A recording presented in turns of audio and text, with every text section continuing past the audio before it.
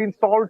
There has been several other issues of unemployment which has not been solved. The people over here in large numbers, Guinea, are saying that they would want to give BJP a chance, and perhaps that is what we can expect. In fact, if you remember, Guinea, in the last legislative assembly elections, Sridharan, Metroman Sridharan stood as a contestant over here. He lost by a margin of only 3,800 votes, and that was a very close shave as well. So BJP is expecting a certain swell. Of course, the municipal corporation results where they came to power is also giving them a lot of enthusiasm and support in this direction. As you can see behind me, there is a lot of people. I'll try to get the mood of the people also as well. Perhaps I'll just get down and see if they would want to speak.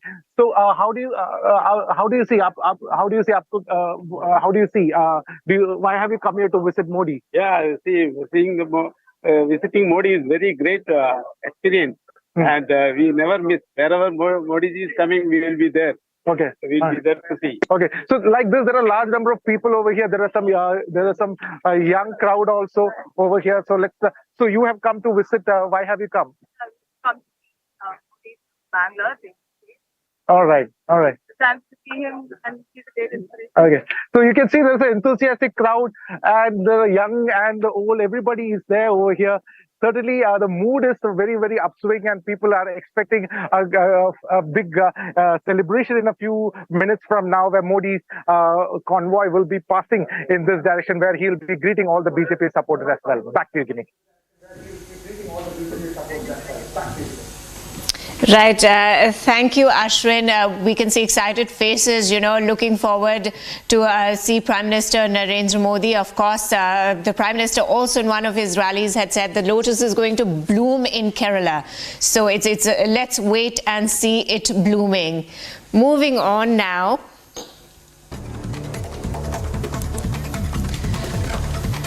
Now, wrap and news from across the country.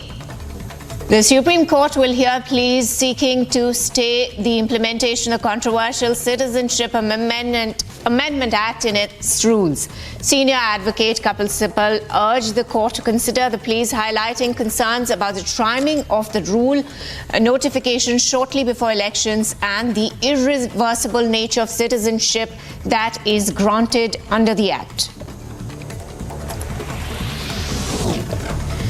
According to the Enforcement Directorate's claim, Kavita, along with others, allegedly conspired with top AAP leaders Arvind Kejriwal and Manish Sisodia to secure favours in Delhi's excise policy by paying rupees 100 crore to the ruling political party.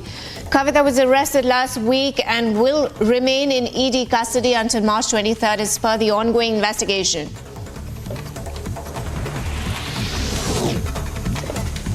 The Supreme Court will consider Kavita's challenge against ED summons related to the excise policy case in a hearing scheduled for today.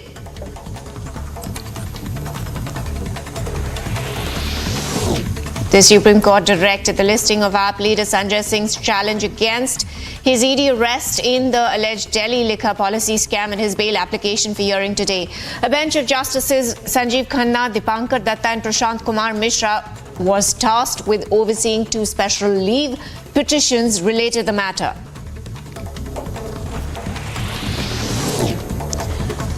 Atul Gawande, Assistant Administrator for Global Health at USAID, is slated to visit India to bolster health partnerships between the two nations, focusing on leveraging emerging technologies to tackle global health challenges.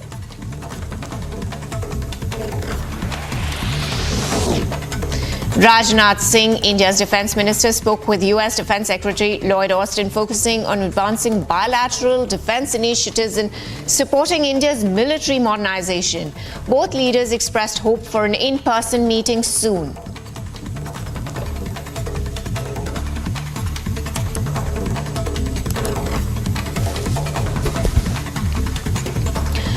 Now, PMK officially joined NDA today evening. 10 seats have been given to the PMK by BJP in Tamil Nadu. Let's listen in to the reactions.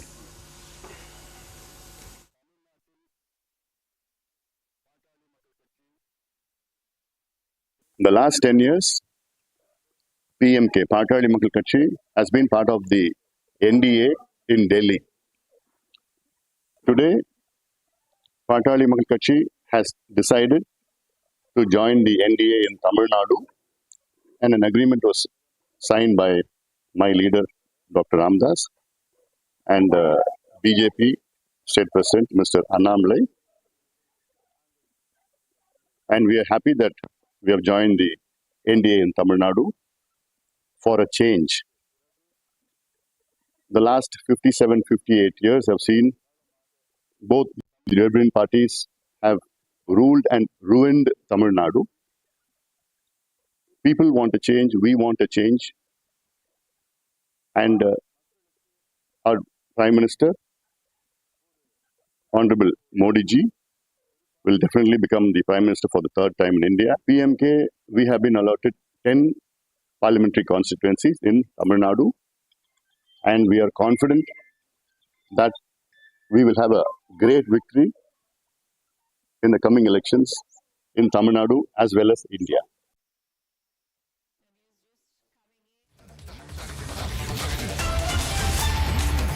Thackeray to meet Home Minister Amit Shah today.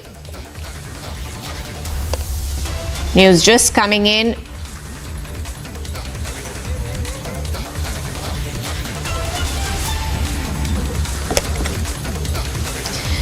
Right, Harsha is joining us to give us the latest updates. A very good morning to you, Harsha. Now, of course, MNS joining NDA. Raj Thackeray is, of course, right, Harsha. Right, Harsha. Right, Harsha. Just to correct you, of course, could you take us through the latest details? We were just listening to A. Ramadas, PMK leader, who is, of course, talking about the seat sharing arrangement. Harsha, 10 seats for the PMK to contest.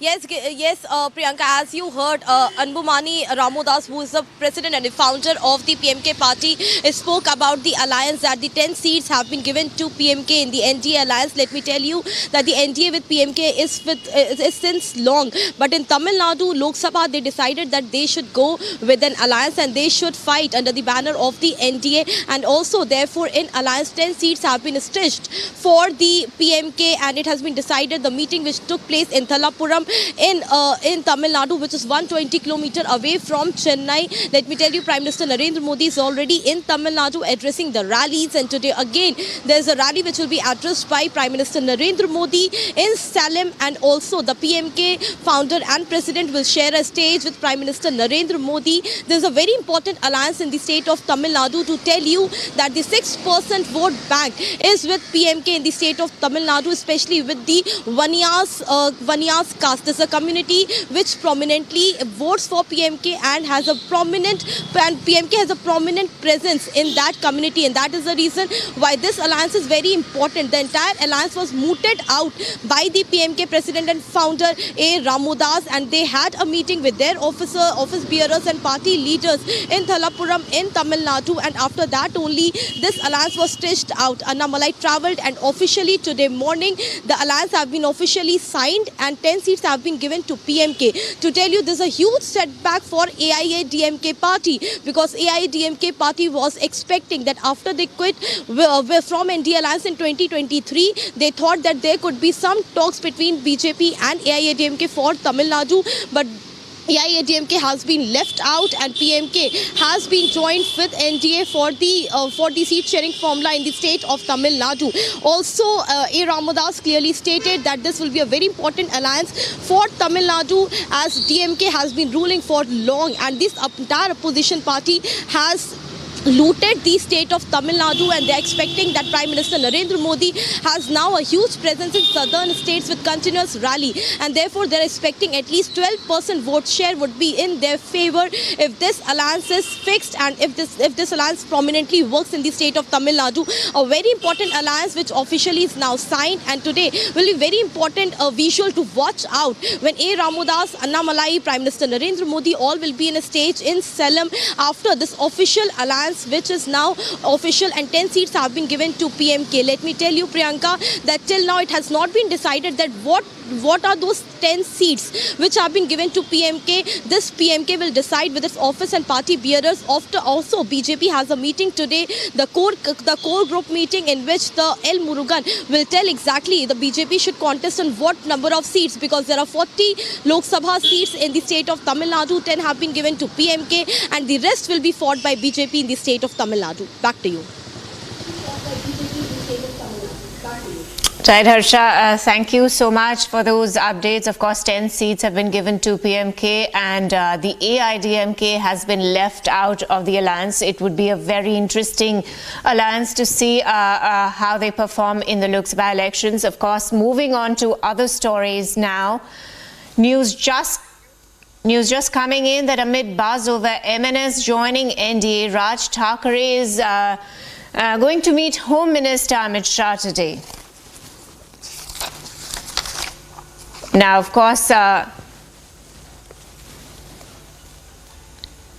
Thackeray is going to meet the Home Minister today, and MNS has been holding talks with the BJP state leadership for quite some time now. So, of course, it's also speculated that the MNS may contest from the prestigious South Mumbai seat. Well, let's listen into a couple of reactions. आज क्यों म्हणजे आम्हाला तसं तुम्ही जसं सांगाल तसं मी नाही भेटलो ठीक आहे तुमची आमची विनंती आहे मला तर काय बोलणार काही नाही तुम्ही रात्री भेटण्याच्या दिवशी मला नाही मला फक्त या आज क्यों म्हणजे आम्हाला तसं तुम्ही जसं सांगाल तसं मी नाही भेटलो ठीक आहे तुमची आमची विनंती आहे मला तर काय बोलणार काही नाही तुम्ही रात्री भेटण्याच्या दिवशी मला नाही मला फक्त या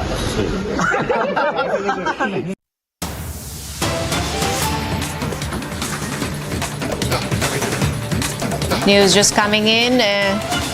Congress now is eyeing those who lost out on tickets on Karnataka. DK Shivakumar confirms Congress in talks with BJP leaders. Now, will Congress give a ticket to former Chief Minister and Union Cabinet Minister DV Sadanand Gowda?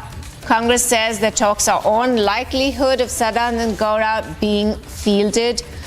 Former Chief Minister Sadanand Gowda talking to Congress now. News has just come in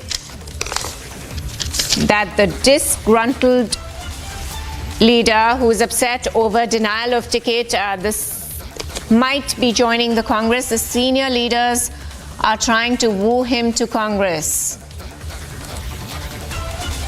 Now, yet another setback for BJP in Karnataka. DK Shivakumar confirms that Congress is in talk with the BJP leaders.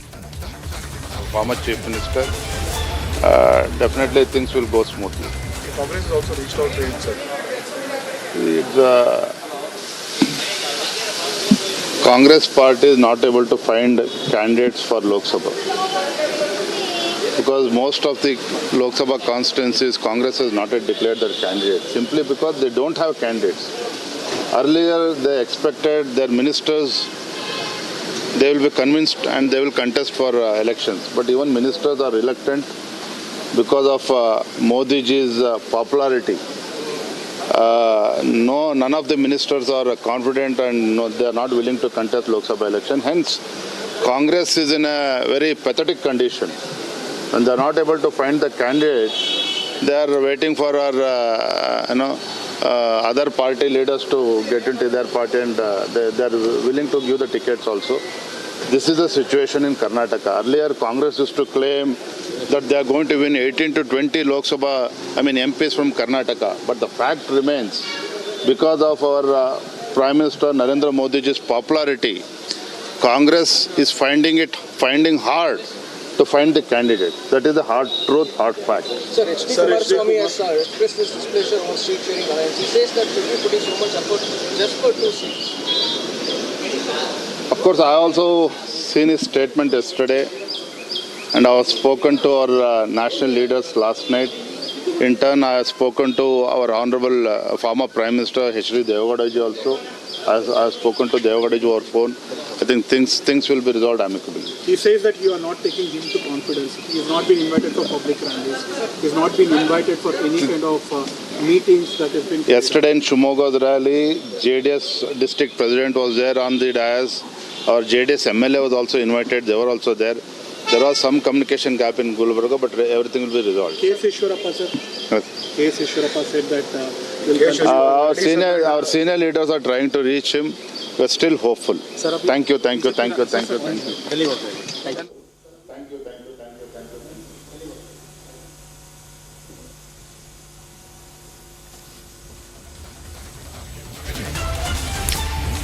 Right.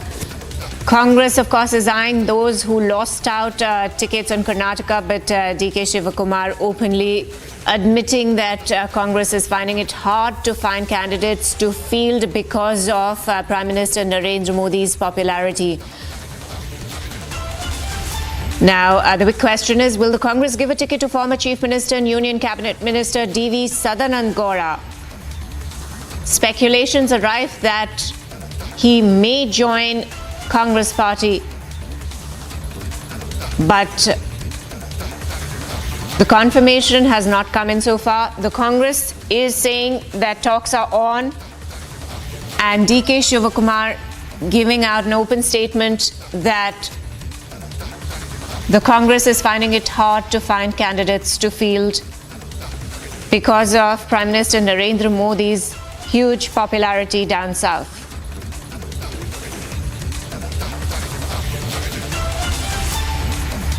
Now remember, viewers, former Karnataka Chief Minister and BJP lawmaker D.V. Sadanand Gowda has been denied a ticket to contest from Bangalore North Parliamentary constituency, and he's of course upset over being denied a ticket.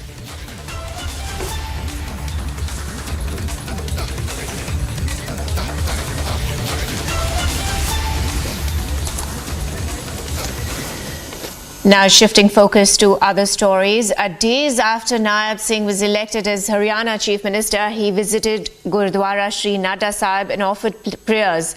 Nayab Singh hailed Prime Minister Modi's vision and said that Prime Minister gave the country a new direction, and he has done the work of bringing smiles to the faces of the poor. Let's listen in.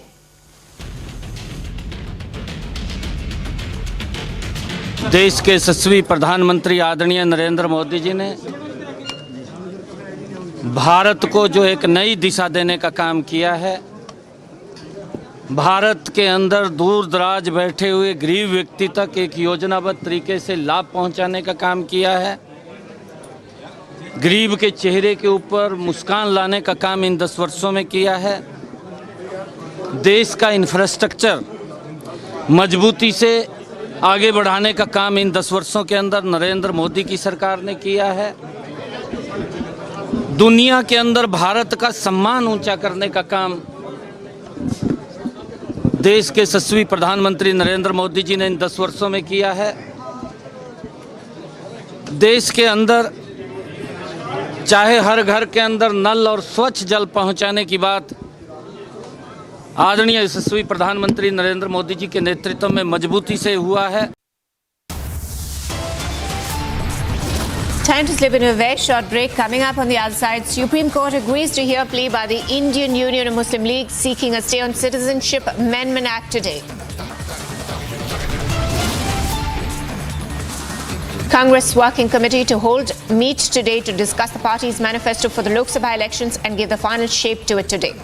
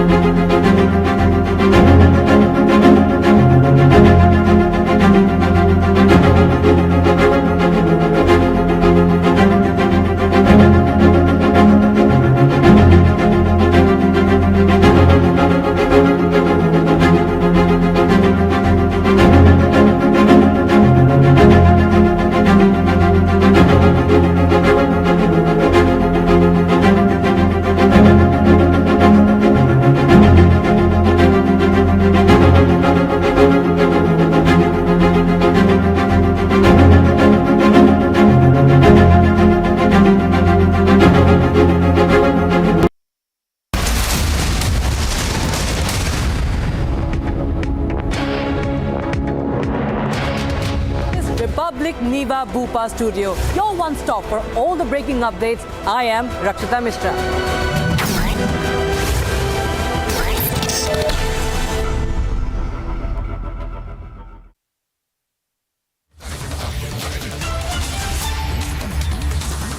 I am very, very happy to announce that Nayab Bhupa Health Insurance has come on board as Republic TV's studio partner.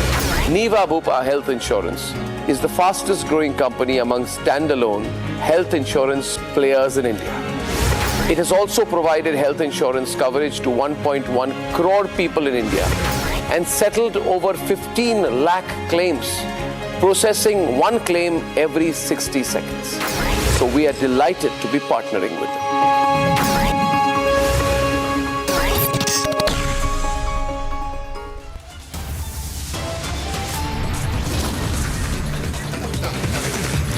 Prime Minister Modi to hold a roadshow in Palakkad in Kerala today as part of BJP's Lok Sabha campaign in the southern state.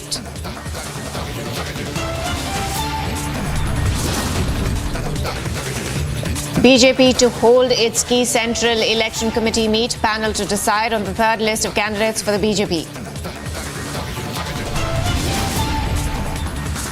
Supreme Court agrees to hear plea by the Indian Union of Muslim League seeking a stay on the Citizenship Amendment Act today. Congress Working Committee to hold meet today to discuss the party's manifesto for the Lok Sabha elections and give the final shape to it today.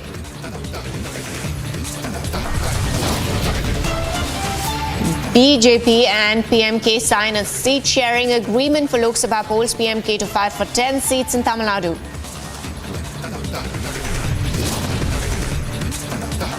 Another Indian student killed in the United States and his body was found dumped in an abandoned car deep inside a forest on campus. 9th such case this year.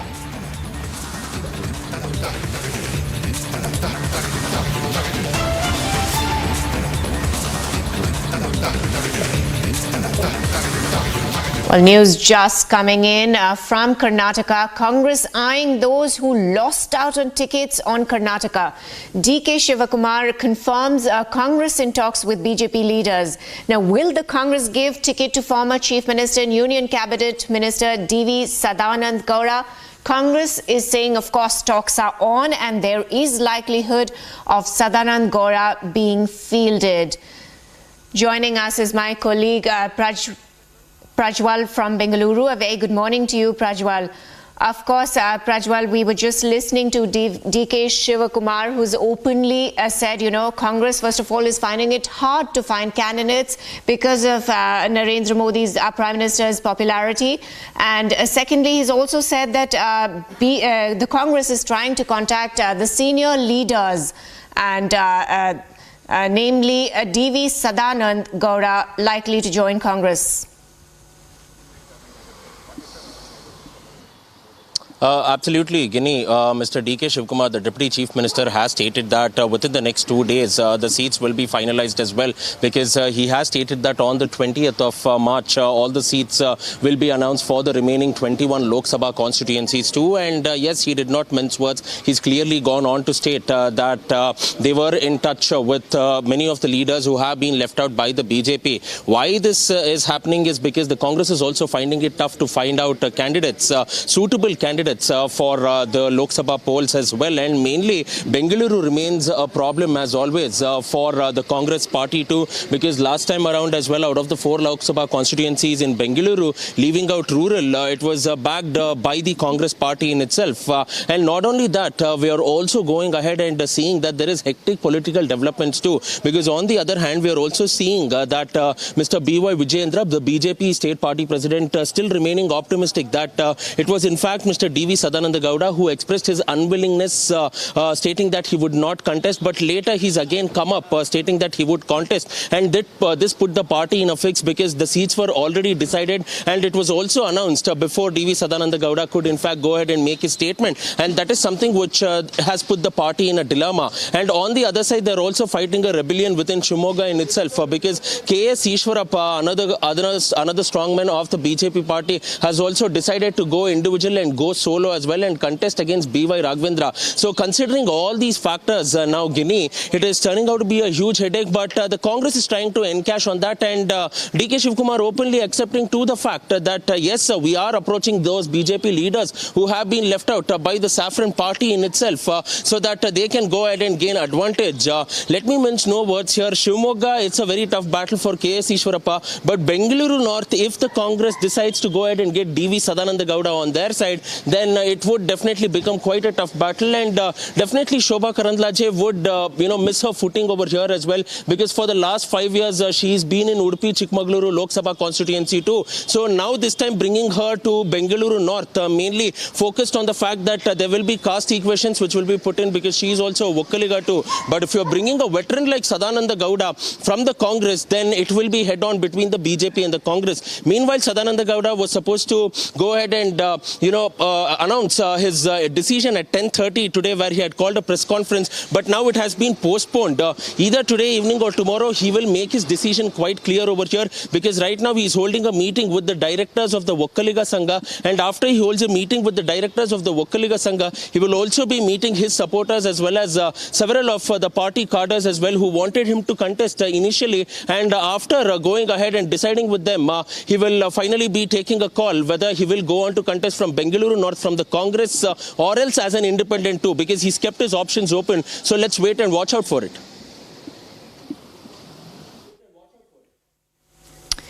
Right, Prajwal, stay with us. Of course, Congress is trying to woo the senior leaders to field them as their candidates. We have a couple of reactions coming in. Let's listen in to those.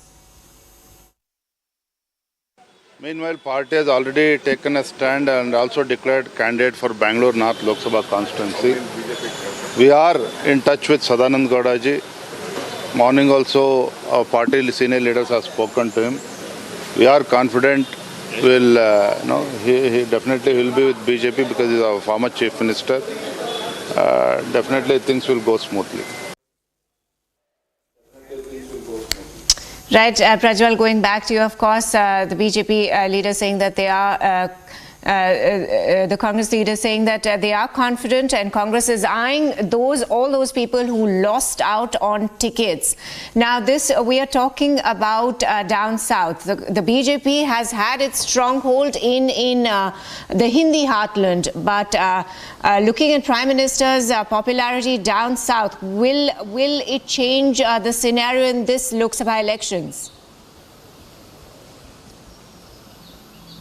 You know, Guinea, out of the 130 seats, when you look at down south as well from these states in South India, we see that the BJP has a mere 29. And out of the 29, 25 are from Karnataka as well. So it clearly shows that Karnataka has been the sole BJP bastion for the BJP party in the entire South India as well. So this is something which they will be primarily looking around. And we have also recently seen that the Prime Minister has given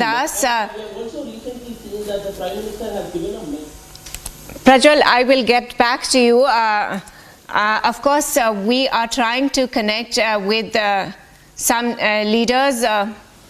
This is, of course, the BJP, the Congress is trying to woo senior leaders, those who are disgruntled with having lost out on seats, of course. If you could take us through your reaction.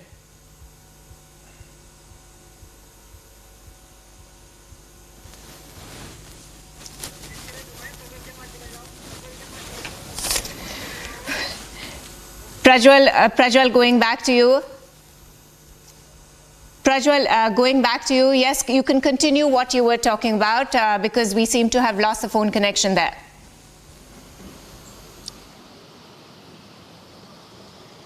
So earlier I was saying that Karnataka has always been a stronghold for the Saffron party, may it be in the assembly elections or may it be in the Lok Sabha elections, which is the general assembly elections, general elections as well. Because yes, this time around they faced a massive setback in the 2023 assembly polls with the Congress coming in with a sweeping majority in the state of Karnataka. But that cannot be said for the general elections as well. Why we say this is because every time that Prime Minister Narendra Modi comes in here, the percentage of chances for the candidate and their victory Assembly will increase by a margin of 3% to 4% is what pollsters have also predicted, and also data also goes ahead and shows this. And not only that, Guinea, it is also about the sort of pros and cons that you are looking at if the Congress comes to power and if the BJP comes to power as well, because the Congress has been gung-ho about the fact that yes, they have swept the entire state of Karnataka with a sweeping majority, but will they be able to replicate the same performance in the Lok Sabha polls is something that needs to be asked at the same point of time. And also, let's not forget that the BJP is sort of facing a battle in its own as well over here, with the sort of rebellion going on with within the party. Several senior leaders on the verge of quitting the party or tendering their resignation from the primary membership, and also openly expressing their desire to go ahead and contest against their own party as well. So this is something which has put the BJP in a fix this time around, and we are looking at not one... Right, Prajwal. Going across to Mr. S. Prakash, Karnataka BJP leader. Very good morning to you, Mr. Prakash. Of course, the Congress is trying to woo the senior leaders, namely DV Sadanand Gowda. Your take on this, please.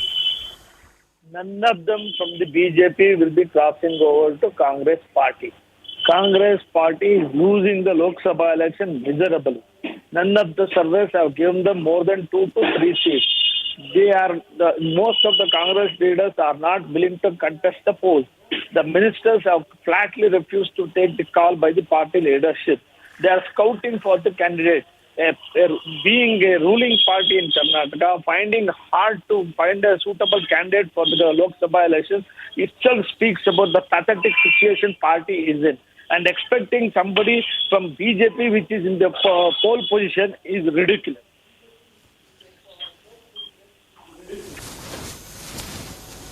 Right, Mr. Prakash. We were also listening to DK Shivakumar a while back, openly admitting that, Congress is finding it hard to find candidates because of Prime Minister Narendra Modi's popularity down south.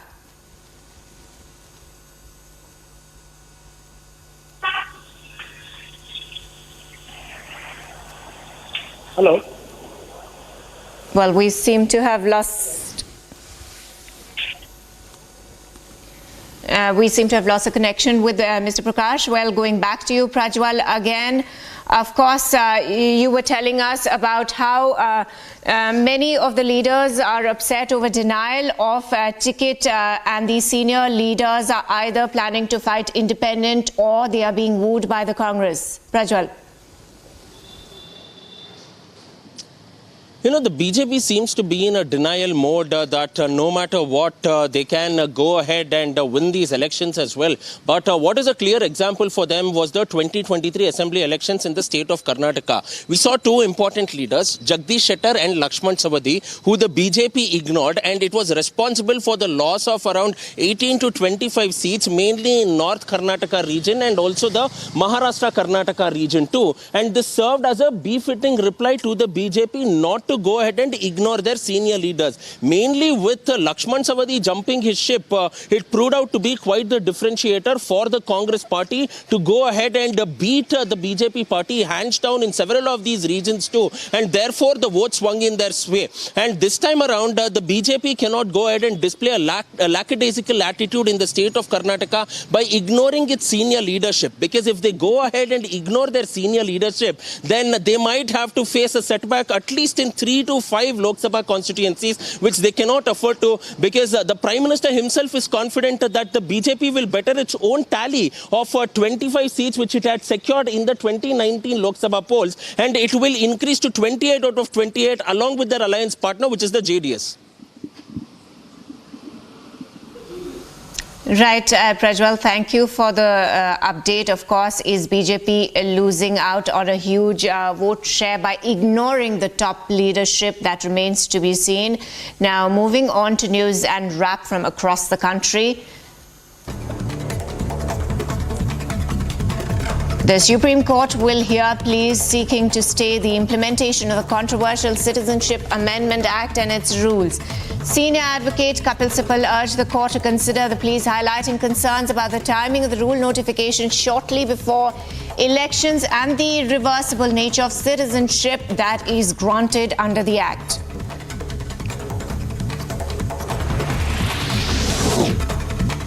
According to the Enforcement Directorate's claims, Kavita, along with others, allegedly conspired with top AAP leaders Arvind Kejriwal and Manish Sisodia to secure favors in Delhi's excise policy by paying rupees 100 crore to the ruling political party. Kavita was arrested last week and will remain in ED custody until March 23rd as per the ongoing investigation.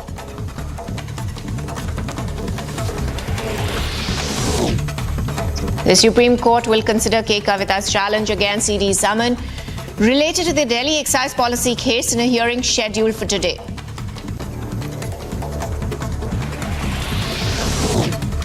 The Supreme Court directed the listing of AAP leader Sanjay Singh's challenge against his ED arrest in the alleged Delhi liquor policy scam and his bail application for hearing today. A bench of Justices Sanjeev Khanna, Dipankar Datta and Prashant Kumar Mishra was tasked with overseeing 2 special leave petitions related to the matter.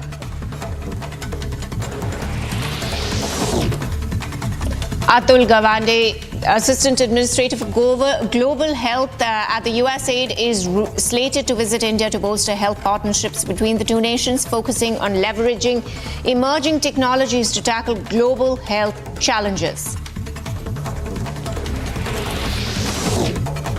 Rajnath Singh, India's defense minister, spoke with US Defense Secretary Lloyd Austin, focusing on advancing bilateral defense initiatives and supporting India's military modernization. Both leaders expressed hope for an in-person meeting soon.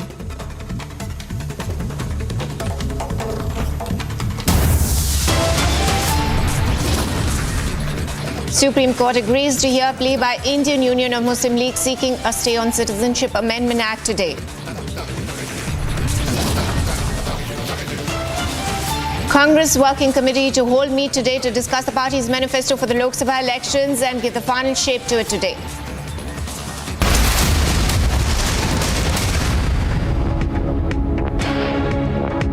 The point tonight is this, that Rahul Gandhi knew exactly what he was referring to when he attacked Shakti.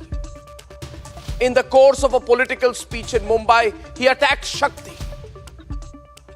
Rahul Gandhi knew he was referring to the mother goddess. He was referring to the divine as understood absolutely clearly by all Hindus in Hindu tradition. And by saying that he is fighting against Shakti, he was saying that he is fighting against the concept of the divine and the mother goddess as Hindus understand it. And therefore, that his political fight is against the essence of Hinduism. Now, viewers, to make himself absolutely clear, if you watch the recording, Rahul Gandhi is saying that he is referring to Shakti, which as a concept exists in Hinduism. He keeps saying that I am referring to the concept of Shakti as defined by Hinduism. He is saying I am referring to the concept of Shakti as Hindus believe in it. He is saying in his own words that I am referring to the Hindu concept of Shakti. Not to Shakti as a force or an energy or an abstract notion of power, but to Shakti in his own words. In his own words, as Hindus understand it to be. And we Hindus understand absolutely clearly what Shakti means to us, Rahul Gandhi. How dare you talk like that? I am a Hindu.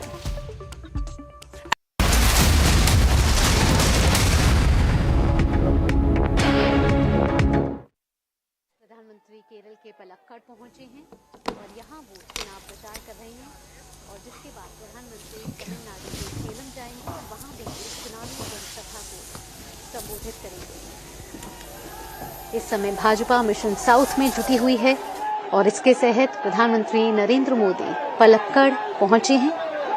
Kerala में ये स्थित है जहां प्रधानमंत्री road show में शामिल हो रहे हैं, जिसके बाद वे एक चुनावी सभा को भी संबोधित करेंगे और उसके बाद प्रधानमंत्री दोपहर में तमिलनाडु के सेलम जाएंगे और वहां भी रोड शो के साथ चुनावी रैली को संबोधित करेंगे। प्रधानमंत्री 15 तारीख से दक्षिण भारत के दौरे पर हैं और इन 4 दिनों के दौरान प्रधानमंत्री ने दक्षिण भारत के अलग अलग राज्यों का दौरा किया है और चुनावी सभाओं को संबोधित किया है। आपको बता दें कि केरल में दूसरे फेज में लोकसभा चुनाव होने जा रहे हैं और यहां 26 अप्रैल को वोट डाले जाएंगे। अगर केरल के कुल मतदाताओं की बात की जाए तो केरल में कुल मतदाता 2 करोड़ 71 लाख हैं और इसमें 1 करोड़ 4 लाख से ज्यादा महिलाएं हैं और 1 करोड़ 31 लाख से ज्यादा पुरुष मतदाता शामिल हैं। इस समय प्रधानमंत्री केरल के पलक्कड़ में हैं, जहां भारी तादाद में लोग मौजूद हैं और प्रधानमंत्री नरेंद्र मोदी का स्वागत कर रहे हैं पुष्प वर्षा के साथ और प्रधानमंत्री सभी का अभिनंदन स्वीकार कर रहे हैं।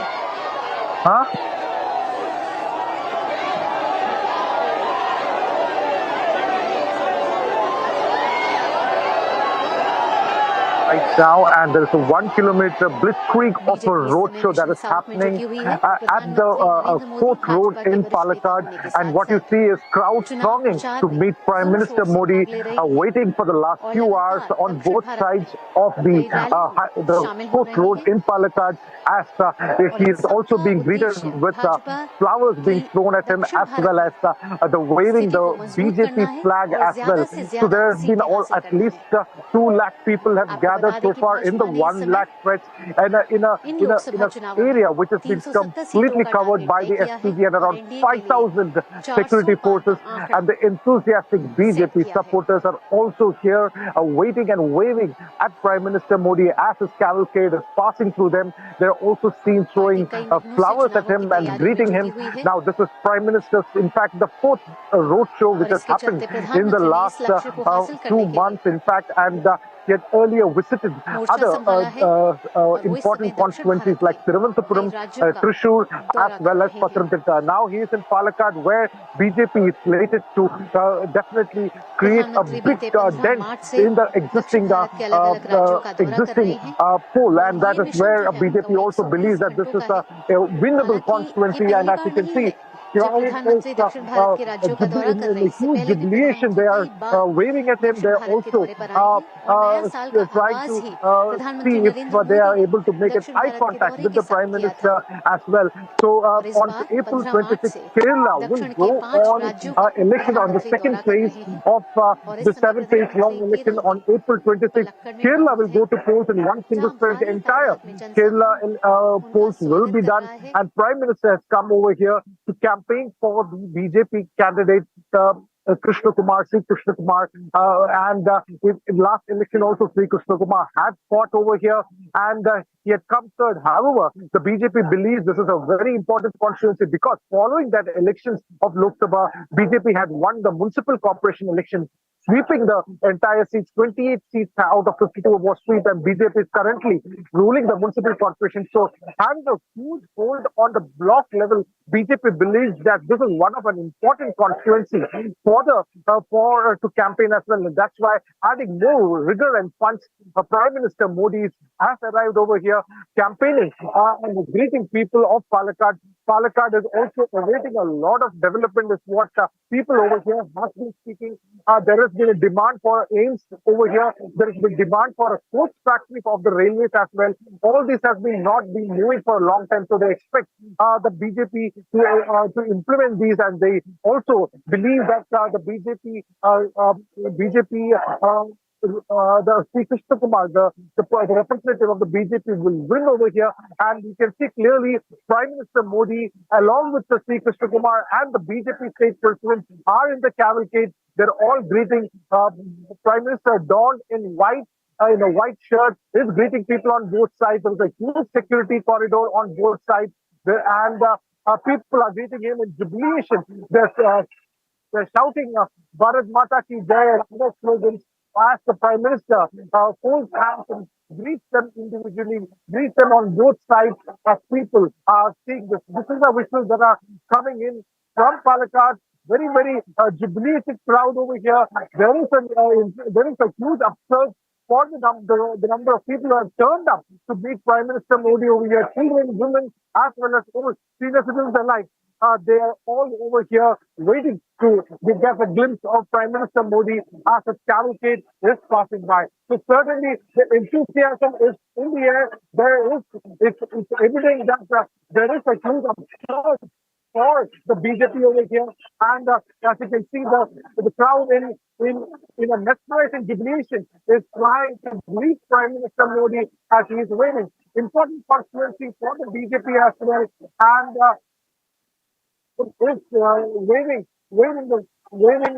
his hand, and as well as BJP supporters as the cavalcade is passing by, and these are the wishes that are coming in from Palakkad. Modi waving his hand, and there is also Jai Sri Ram as well as other chanting and slogans that is ongoing at the Court Road in Palakkad. A 1 kilometer long, roadshow is going on. Lakhs of people, at least 2 lakh people have gathered, is what is being reported by the local media over here as well. Prime Minister Modi has not left any stone unturned. In fact, this is the 4th visit to Kerala in the last 2 months. He had earlier visited Thrissur, followed by there was a massive roadshow, and there was a representation of 2 lakh women where he had called a conference of women, one of the biggest women's conferences Kerala has witnessed. And as apart from that, there has been he has also visited Thiruvananthapuram constituency. He had also had a show in a public conference in Patramthita where he campaigned for Anil Antony, and followed by which Prime Minister Modi has right now arrived in Palakkad. After this big streak of a roadshow, he will be moving on to Salem, where another South India, focusing on South India in Tamil Nadu, in Salem, Prime Minister will be moving to Salem to campaign for the BJP and the NDA as well. So certainly these visuals are of enthusiasm, of jubilation, and an ecstatic crowd throwing these flower petals on both sides as Prime Minister Modi greets them, and also expecting that this entire turnout will come out and vote for the NDA, the BJP-led NDA in the state of Kerala. In fact, in the last elections, there have been several indications that BJP has got an upsurge. In fact, there are several indicators. For instance, in Thrissur, BJP had a vote share of around 28%, just 3% less than the winning candidate. Similarly, in Palakkad also, there has been an upsurge of votes from a single digit which has come to 2 digits. So that itself BJP sees as a positive impact of the work done. And certainly after 2019 elections, there has been a wave of Modi. There has been an enthusiasm and a crowd that is strong for Prime Minister Modi. And BJP believes in projecting his face. In fact, whichever candidate we spoke to, whether it is in Palakkad, in Thiruvananthapuram, in Attingal, they all vouched on the guarantee of Modi, and that is what has been very consistent with the performance, with the campaigning that has been done by BJP. So there's a huge cavalcade of Prime Minister Modi passing through this Court Road in Palakkad, as lakhs of people have gathered on both sides to greet Prime Minister Modi as part of his campaigning for the upcoming Lok Sabha election on April 26 in a single phase, on phase 2 of the Lok Sabha on April 26. People will be voting in large numbers over here. A population of around 3.4 crore people are there, and vote percentage of almost close to 2 or a little over 2 crore will be voting.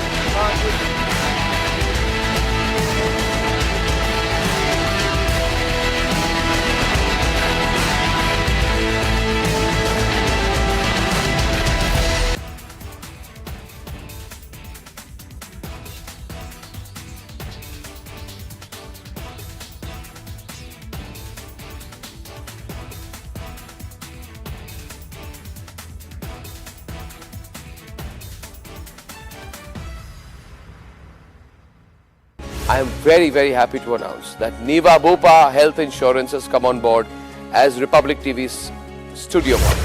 Nayab Singh Health Insurance is the fastest growing company among standalone health insurance players in India. It has also provided health insurance coverage to 1.1 crore people in India and settled over 15 lakh claims, processing one claim every 60 seconds.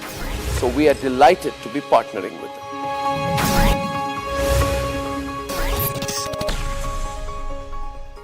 Now, if I don't get elected, it's going to be a bloodbath for the whole. That's going to be the least of it. It's going to be a bloodbath for the country. That'll be the least of it.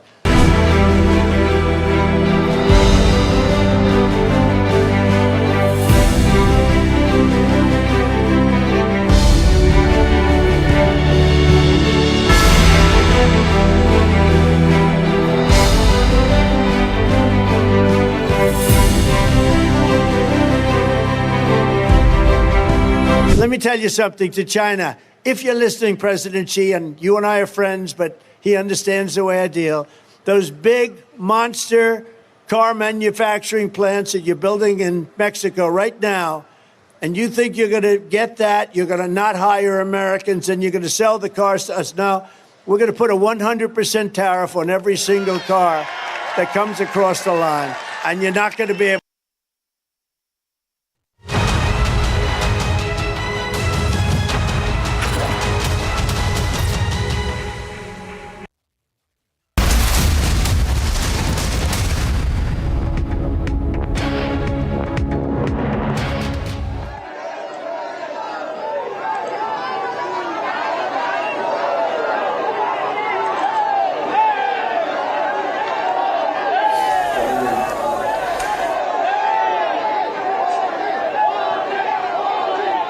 दक्षिण भारत का ये दौरा प्रधानमंत्री नरेंद्र मोदी के लिए और भाजपा के लिए बेहद अहम माना जा रहा है।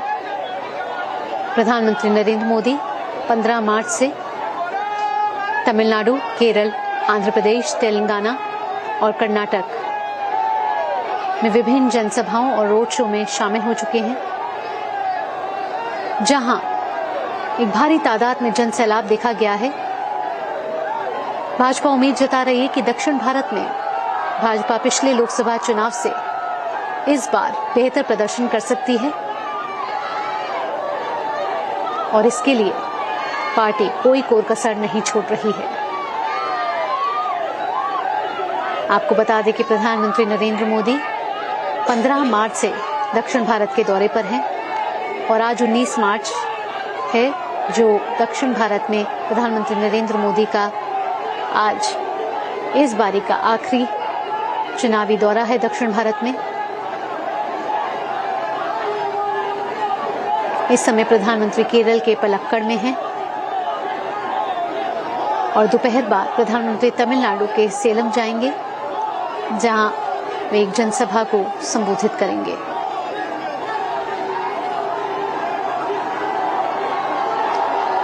प्रधानमंत्री ने कल कोयम्बटूर में भी एक रोड शो में हिस्सा लिया था और यहां भी प्रधानमंत्री नरेंद्र मोदी की एक झलक पाने के लिए सड़कों पर दोनों तरफ लोग मौजूद थे और भारी भीड़ उमड़ी हुई थी। और ये नज़ारा आज भी देखने को मिल रहा है, जहां भारी जनसमूह प्रधानमंत्री नरेंद्र मोदी की एक झलक पाने के लिए तत्पर है।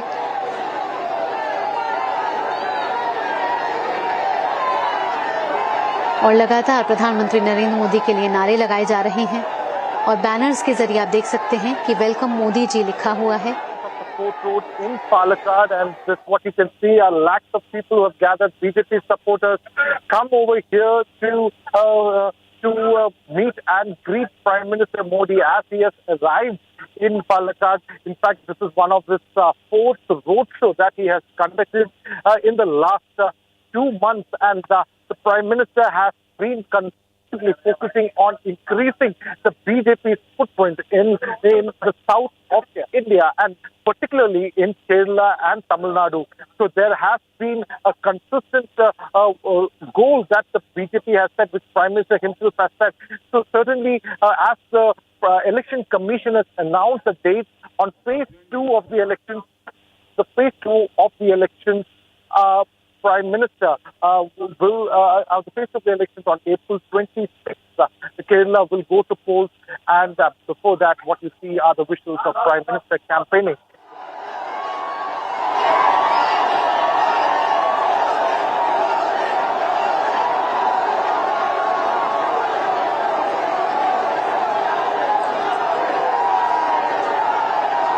पुष्प वर्षा के साथ प्रधानमंत्री नरेंद्र मोदी का स्वागत किया जा रहा है। सड़कों के दोनों तरफ एक भारी जनसमूह मौजूद है जो प्रधानमंत्री नरेंद्र मोदी का स्वागत कर रहा है। प्रधानमंत्री नरेंद्र मोदी भी हाथ हिलाकर सभी का अभिवादन स्वीकार कर रहे हैं।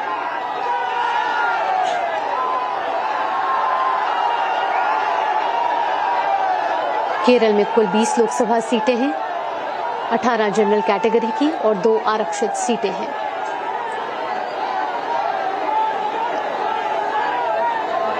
केरल में दूसरे फेज में चुनाव होना है। और निर्वाचन आयोग ने लोकसभा चुनावों की तारीखों का ऐलान के बाद सभी राजनीतिक दल अब चुनाव प्रचार प्रसार में जुट चुके हैं और भाजपा इस समय मिशन साउथ के साथ आगे बढ़ रही है। और इसी क्रम में आज प्रधानमंत्री केरल के पलक्कड़ पहुंचे हैं, जहां वो एक रोड शो में शामिल हो रहे हैं और सड़क के दोनों ओर भारी तादाद में लोग मौजूद हैं जो प्रधानमंत्री नरेंद्र मोदी का पुष्प वर्षा के साथ स्वागत कर रहे हैं।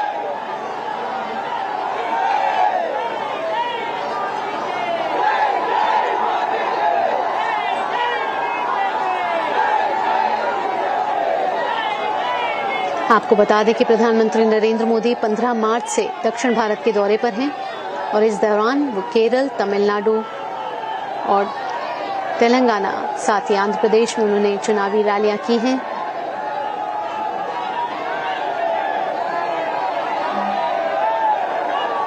प्रधानमंत्री 15 मार्च को भी केरल पहुंचे थे, जहां उन्होंने पथिनामथिट्टा में चुनावी सभा को संबोधित किया था।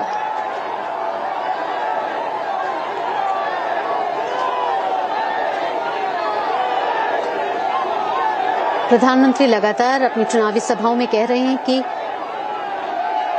बीजेपी युवा ऊर्जा को बढ़ावा दे रही है और इसलिए अब राज्य के लोग भी कह रहे हैं कि अब की बार 400 पार।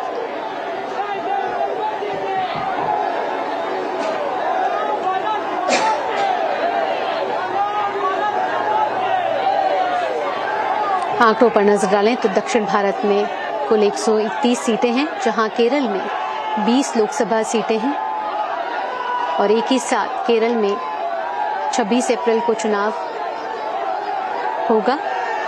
यहां मतदाता अपने मताधिकार का प्रयोग करेंगे। कुल मतदाता की बात की जाए तो 2 करोड़ 71 लाख मतदाता हैं केरल में। 1 करोड़ 4 लाख से ज्यादा महिलाएं और 1 करोड़ 31 लाख से ज्यादा पुरुष मतदाता शामिल हैं। और इस बार 2 लाख से ज्यादा पहली बार युवा मतदाता अपने मताधिकार का प्रयोग करेंगे।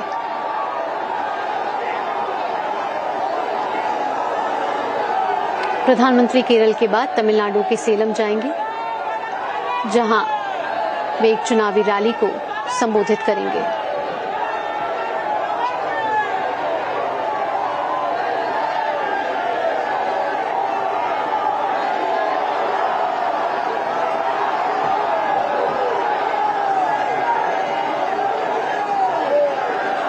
भारत में चुनावों को लोकतंत्र का उत्सव माना जाता है और इस बार आगामी लोकसभा चुनाव के लिए सभी राजनीतिक दल पूरी तैयारियों में जुट चुके हैं और कोई कोर कसर नहीं छोड़ी जा रही चुनाव प्रचार प्रसार के लिए।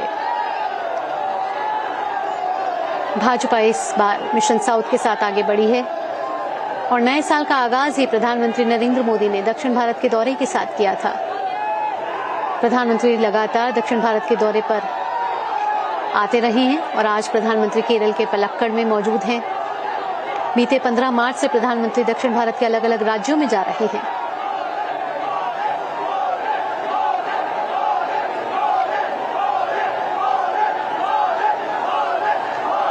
लगातार आप नारों की आवाज सुन रहे हैं, जहां मोदी मोदी के नारे लगातार गुंजायमान हो रहे हैं और पुष्प वर्षा के साथ दोनों ओर सड़कों पर मौजूद लोग प्रधानमंत्री नरेंद्र मोदी का स्वागत कर रहे हैं।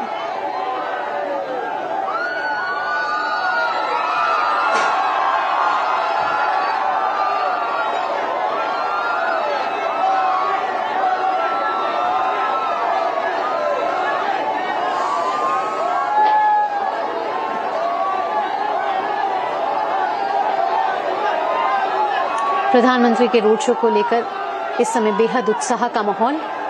एक बड़ा जन सैलाब प्रधानमंत्री नरेंद्र मोदी की एक झलक पाने के लिए यहां मौजूद है।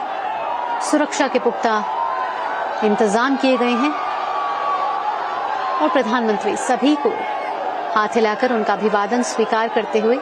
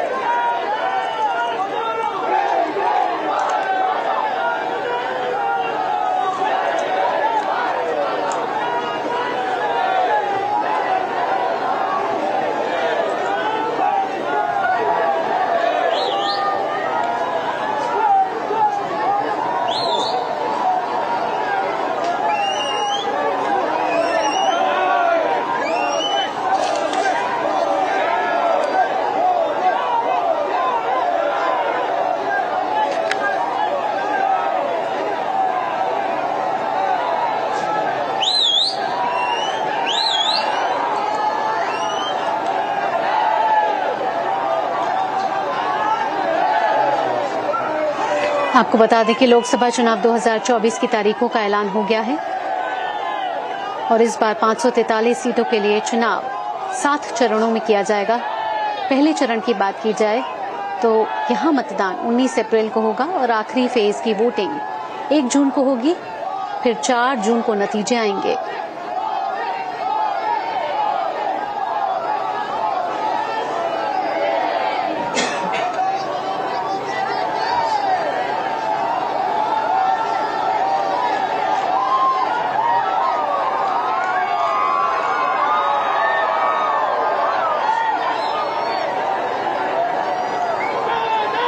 ये 18वें लोकसभा के लिए चुनावों की तैयारियों में सभी राजनीतिक दल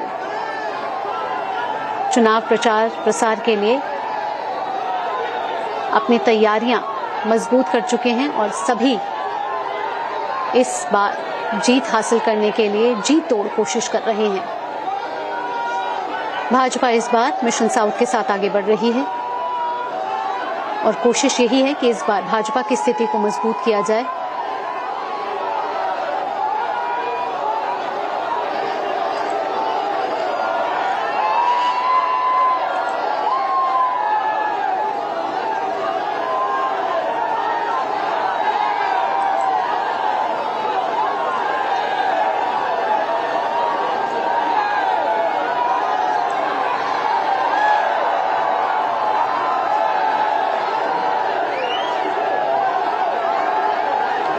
प्रधानमंत्री इसके बाद एक और मिशन के साथ तमिलनाडु जाएंगे और दोपहर बाद सेलम में एक रैली को संबोधित करेंगे।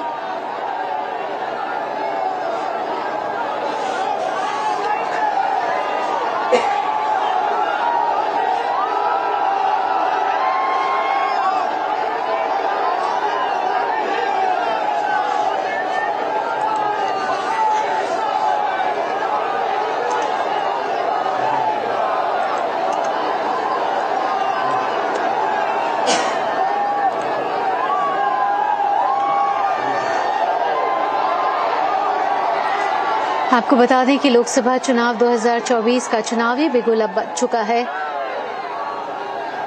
और इस चुनावी रणभेड़ी में सभी राजनीतिक दल अपनी पूरी कोशिशों में लगे हुए हैं।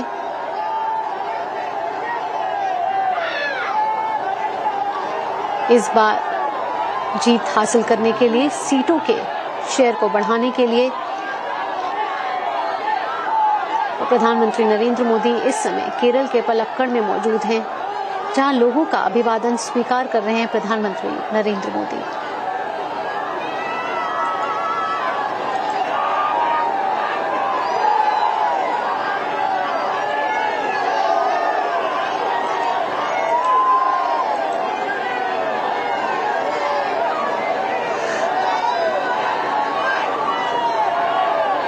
और चुनावों की तारीखों के ऐलान के साथ ही 18वीं लोकसभा के गठन की प्रक्रिया अब शुरू हो चुकी है।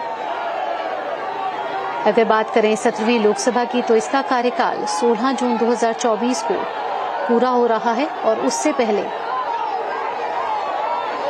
चुनावों की तारीखों का ऐलान किया जा चुका है। 7 चरणों में चुनाव होने वाले हैं और अगर बात केरल की जाए तो केरल में कुल 20 लोकसभा सीटें हैं, 18 जनरल कैटेगरी की और 2 आरक्षित हैं।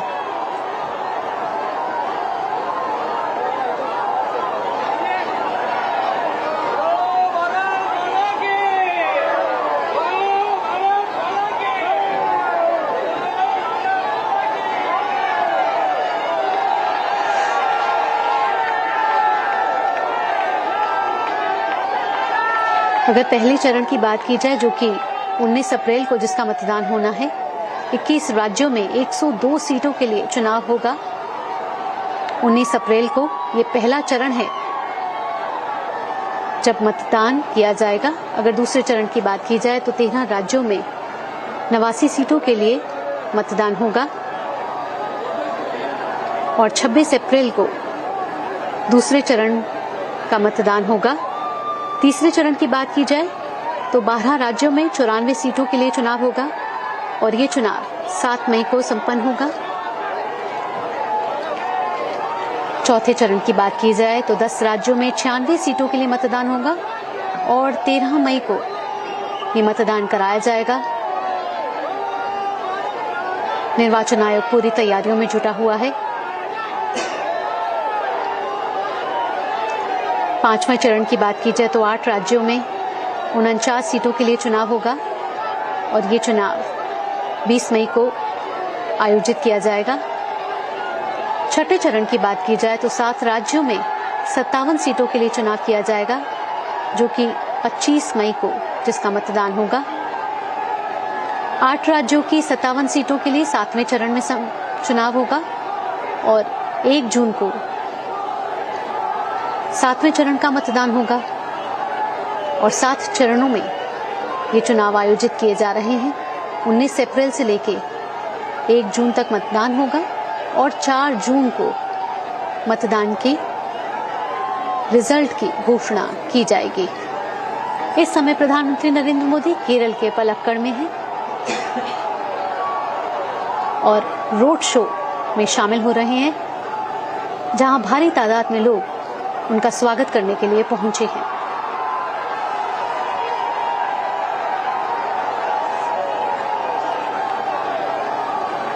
प्रधानमंत्री अब से कुछ देर में सभा स्थल पर जाएंगे, जहां प्रधानमंत्री नरेंद्र मोदी चुनावी रैली को संबोधित करेंगे।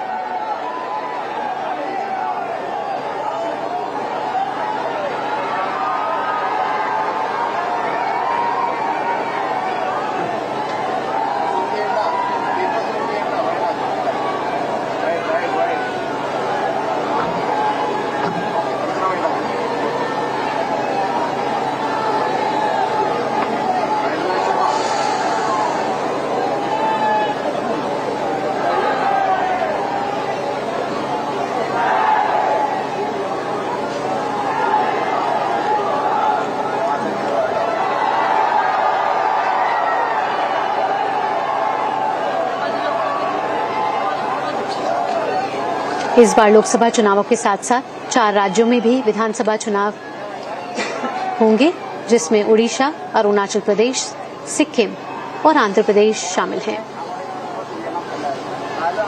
इसके अलावा अलग अलग राज्यों की 26 विधानसभा सीटों पर उपचुनाव भी किए जाएंगे और ये सभी चुनाव आम चुनावों के साथ होंगे।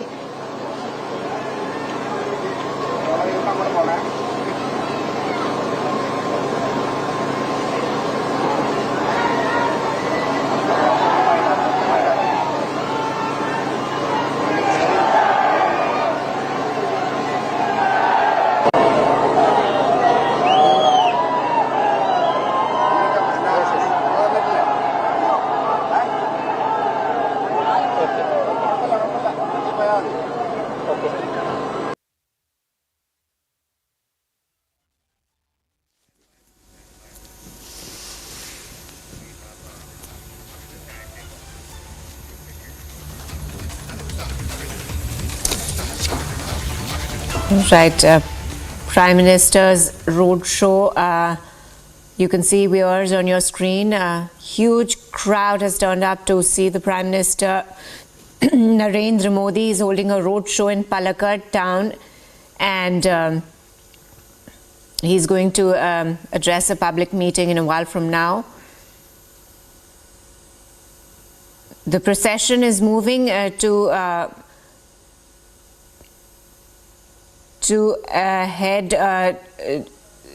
the procession, of course, will culminate at the head post office in Palakkad town, and the Prime Minister is being welcomed by a huge crowd there. All of them have turned up to see the Prime Minister Narendra Modi. In fact, not just this roadshow, all of his road shows have been hugely successful.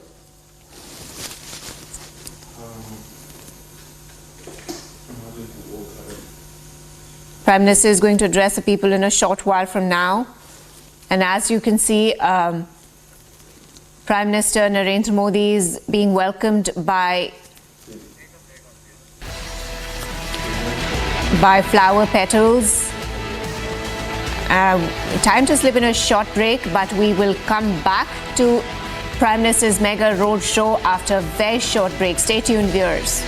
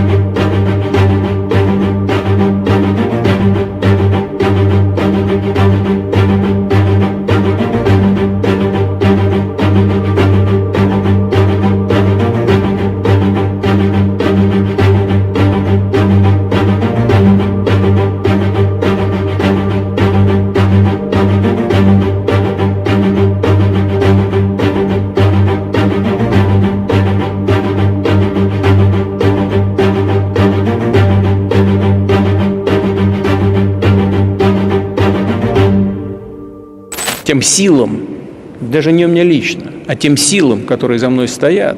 Да.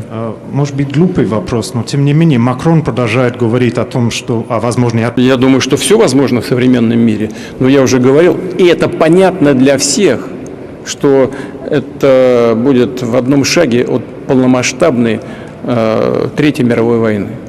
Думаю, что в этом вряд ли кто-нибудь заинтересован. Что касается позиции президента Франции, то там уже есть какие-то поправки в том смысле, что этот контингент будет выполнять второстепенные функции, должен будет заниматься подготовкой военных кадров на Украине, разъяснением, как пользоваться западной техникой, ну и некоторые другие функции подобного рода. Сегодня это мало чем отличается от того, что делают наемники. А потом вооруженные военнослужащие стран НАТО там присутствуют, мы же знаем. Мы слышим и французскую речь, там, и английскую речь. Ничего хорошего в этом нет, прежде всего для них, потому что они погибают. И в большом количестве.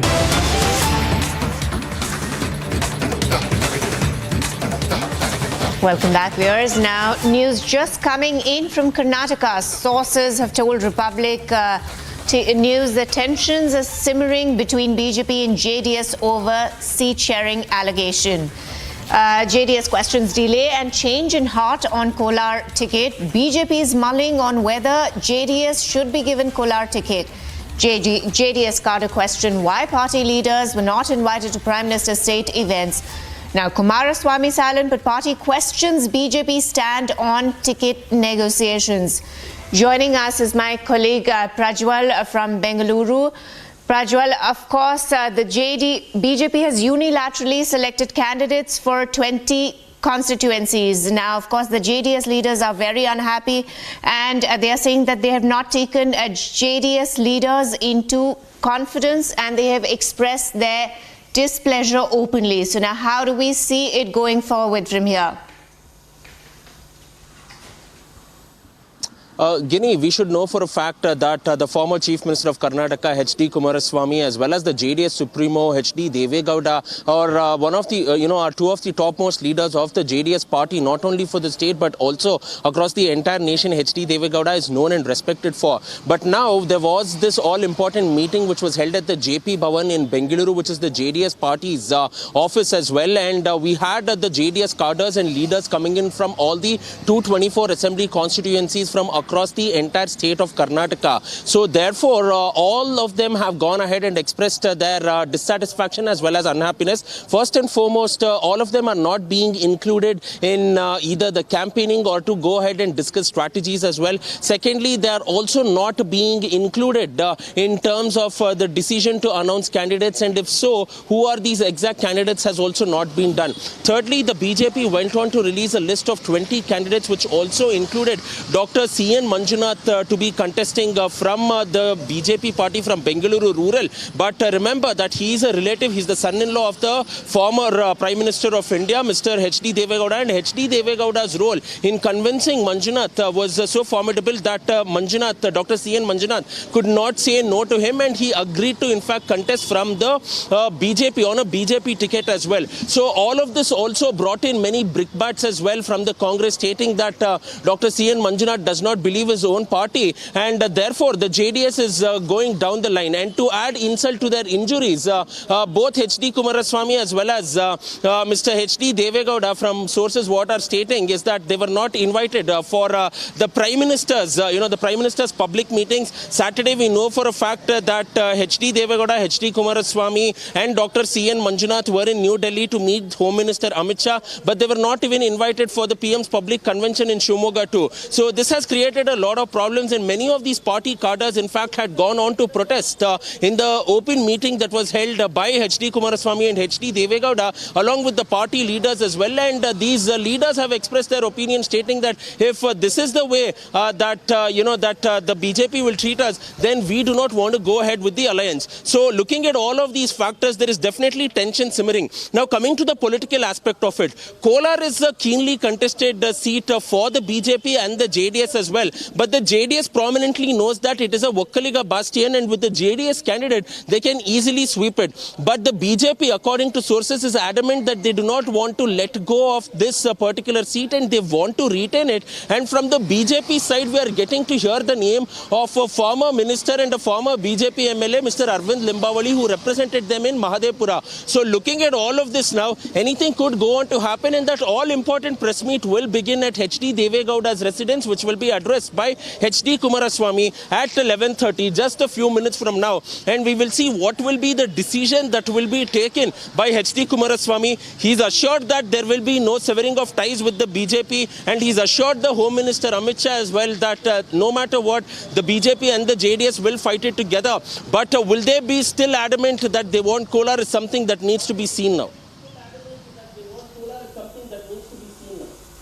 Right, Prajwal, stay with us. I will come back to you. But of course, yet another breaking news coming in that B.S. Yediyurappa and B.Y. Vijayendra hold talks with H.D. Kumaraswamy. Now, B.Y. Vijayendra assures that BJP-JDS will work together. B.Y. Vijayendra assures former Chief Minister H.D.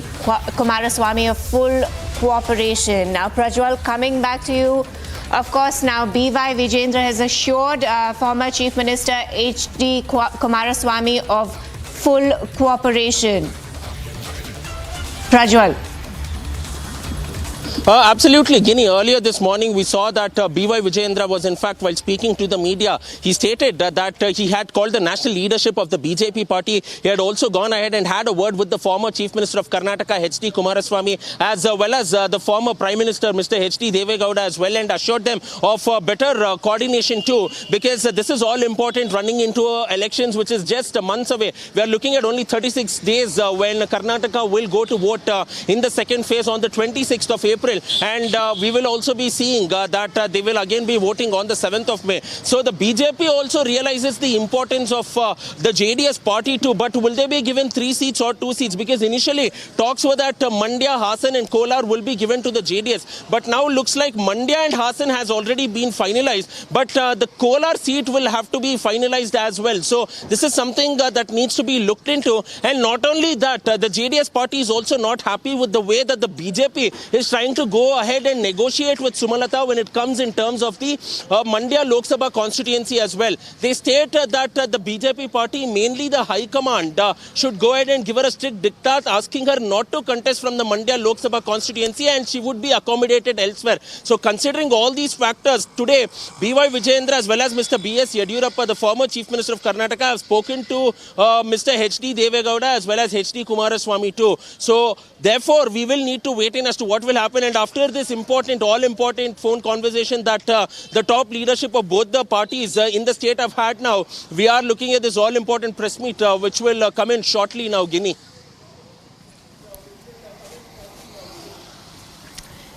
Right, Prajwal, thank you so much for that update. Of course, the big question is whether JDS will be given 2 seats or 3 seats. Only time will tell. Of course, now shifting focus to other news, there is no relief to BRS leader K. Kavita. Now, Supreme Court has said that the petition has become ineffective, therefore he should take measures available in the law. Kavita withdrew the petition challenging ED summons, and after the summons issued by ED in 2023, Kavita challenged the summons in the Supreme Court.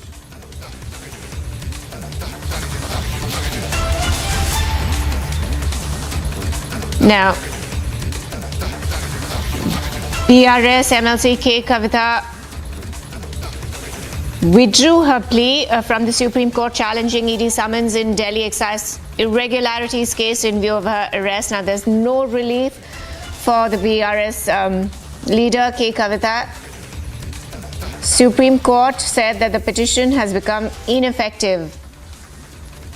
Therefore, he should take measures available in the law. Kavita withdrew the petition challenging ED summons. Now, after the summons were issued by the ED in 2023, Kavita also challenged the summons in the Supreme Court. News has just come in that there is no relief for the BRS leader K. Kavita in the Delhi excise policy case. The BRS MLC K. Kavita withdrew plea challenging her arrest from the Supreme Court. And now there's no relief for the BRS leader K. Kavita. Joining us is my colleague Aneri on the phone line. A very good morning to you, Aneri. Of course, the latest coming in that there's no relief for the BRS leader K. Kavita, and the Supreme Court has said that the petition has become ineffective. Aneri.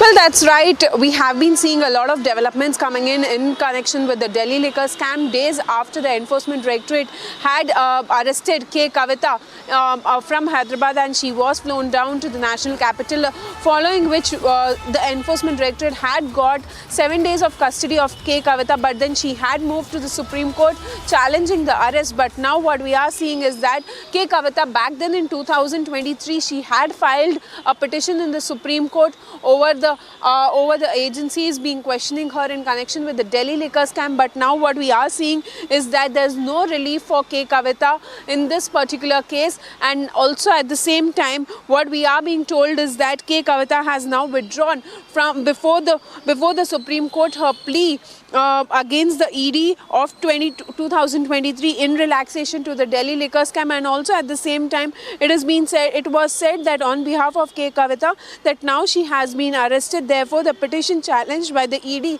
has become ineffective, and that is the reason why this comes as a big setback for K. Kavita. And now that she is in the custody of Enforcement Directorate for further questioning, we have been seeing how politics also has been escalating, because the BRS says that it is not right to arrest K. Kavita because the matter was pending in the Supreme Court, and amid that ED had arrested her in connection with the Delhi liquor scam. And now we see that there is no relief for K. Kavita. Supreme Court has said that this petition has become ineffective as Enforcement Directorate.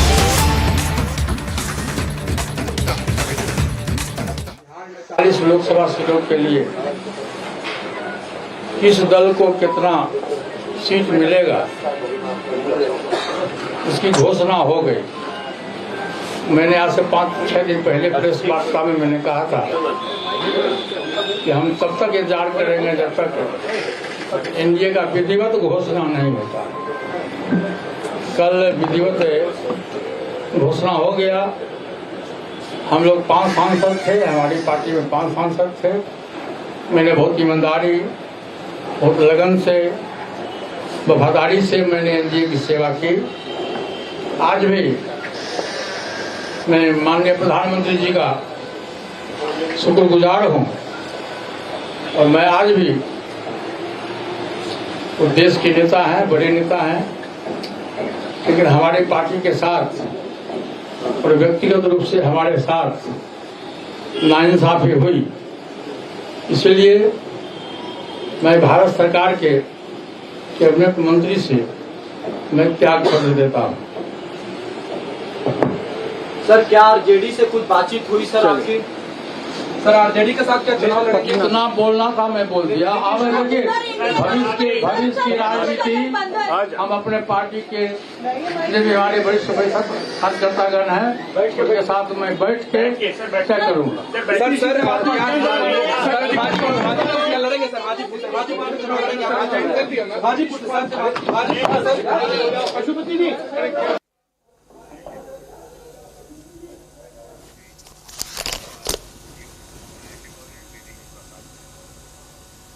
Right, we just heard Pashupati Paras. He has resigned.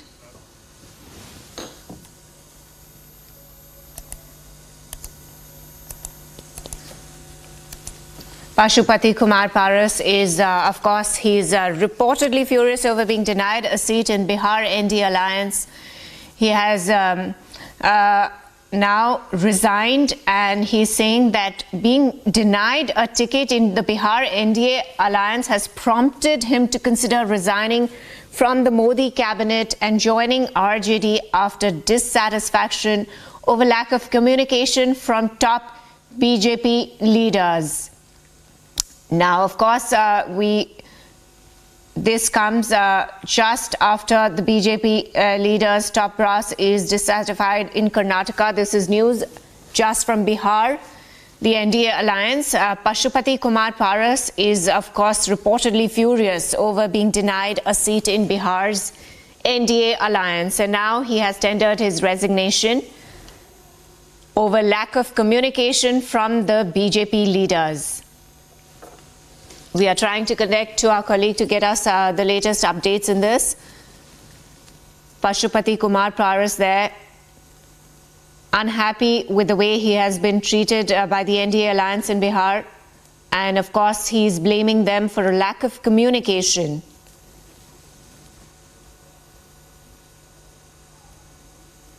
And he has resigned from the Modi cabinet. Pashupati Paras has resigned from the Modi cabinet over being denied a seat in Bihar's NDA alliance.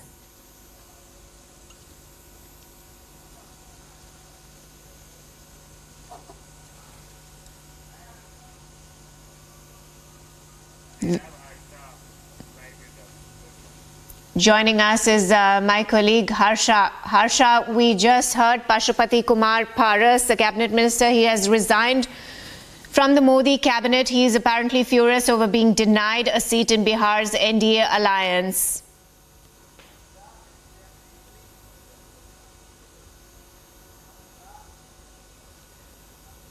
Yes, I can hear.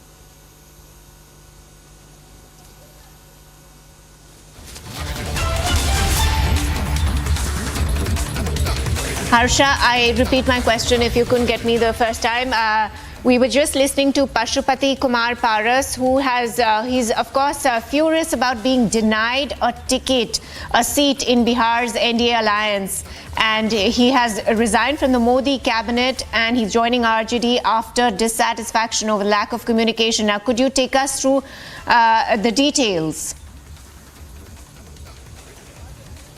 So right now we are at the residence of Pashupati Paras only, and the breaking update which has come directly from his residence is that Pashupati Paras now officially has resigned from his position from the Modi cabinet. Pashupati Paras was holding a position of the union cabinet in the Modi government, and also his party was in alliance with the NDA. They came together after 2019, and also Pashupati Paras right now has 5 MPs in Lok Sabha. But what Pashupati Paras stated that yesterday only he has sent his resignation to the cabinet, and he has stated that now he's not anymore with the Modi cabinet. And latest we are learning is that Pashupati Paras right now has not revealed and opened his cards exactly whether he's in talks with RJD, whether he has met Tejasvi Yadav or not, or whether there would be any meeting in future or not in coming few days. He has not responded to any questions, but yes, he has clearly stated that injustice has been done to me. I have always been thankful to PM Modi, but today I felt like cheated because my party gave me 5 MPs. My party gave 5 MPs. All 5 MPs supported NDA government. But Pashupati Paras clearly stated that he will not reveal the cards when exactly he is going to contest. And right now we are at the residence of Pashupati Paras only. And the several leaders of his party has been quoting that Pashupati Paras will be contesting from the Hajipur Lok Sabha only. This is the same place from where Chirag Paswan is contesting election. We'll try and take a word from any of the leaders of the office Pashupati Paras party. But right now the breaking update which is coming in is that Pashupati Paras has resigned from... Right, Harsha, stay with us. Harsha, stay with us. Going across to Prakash from Patna. Now, Prakash, we understand that Pashupati Kumar Paras has, of course, resigned, and BJP has picked up Chirag Paswan, and they have dumped his uncle Pashupati Paras. Take us through the latest details.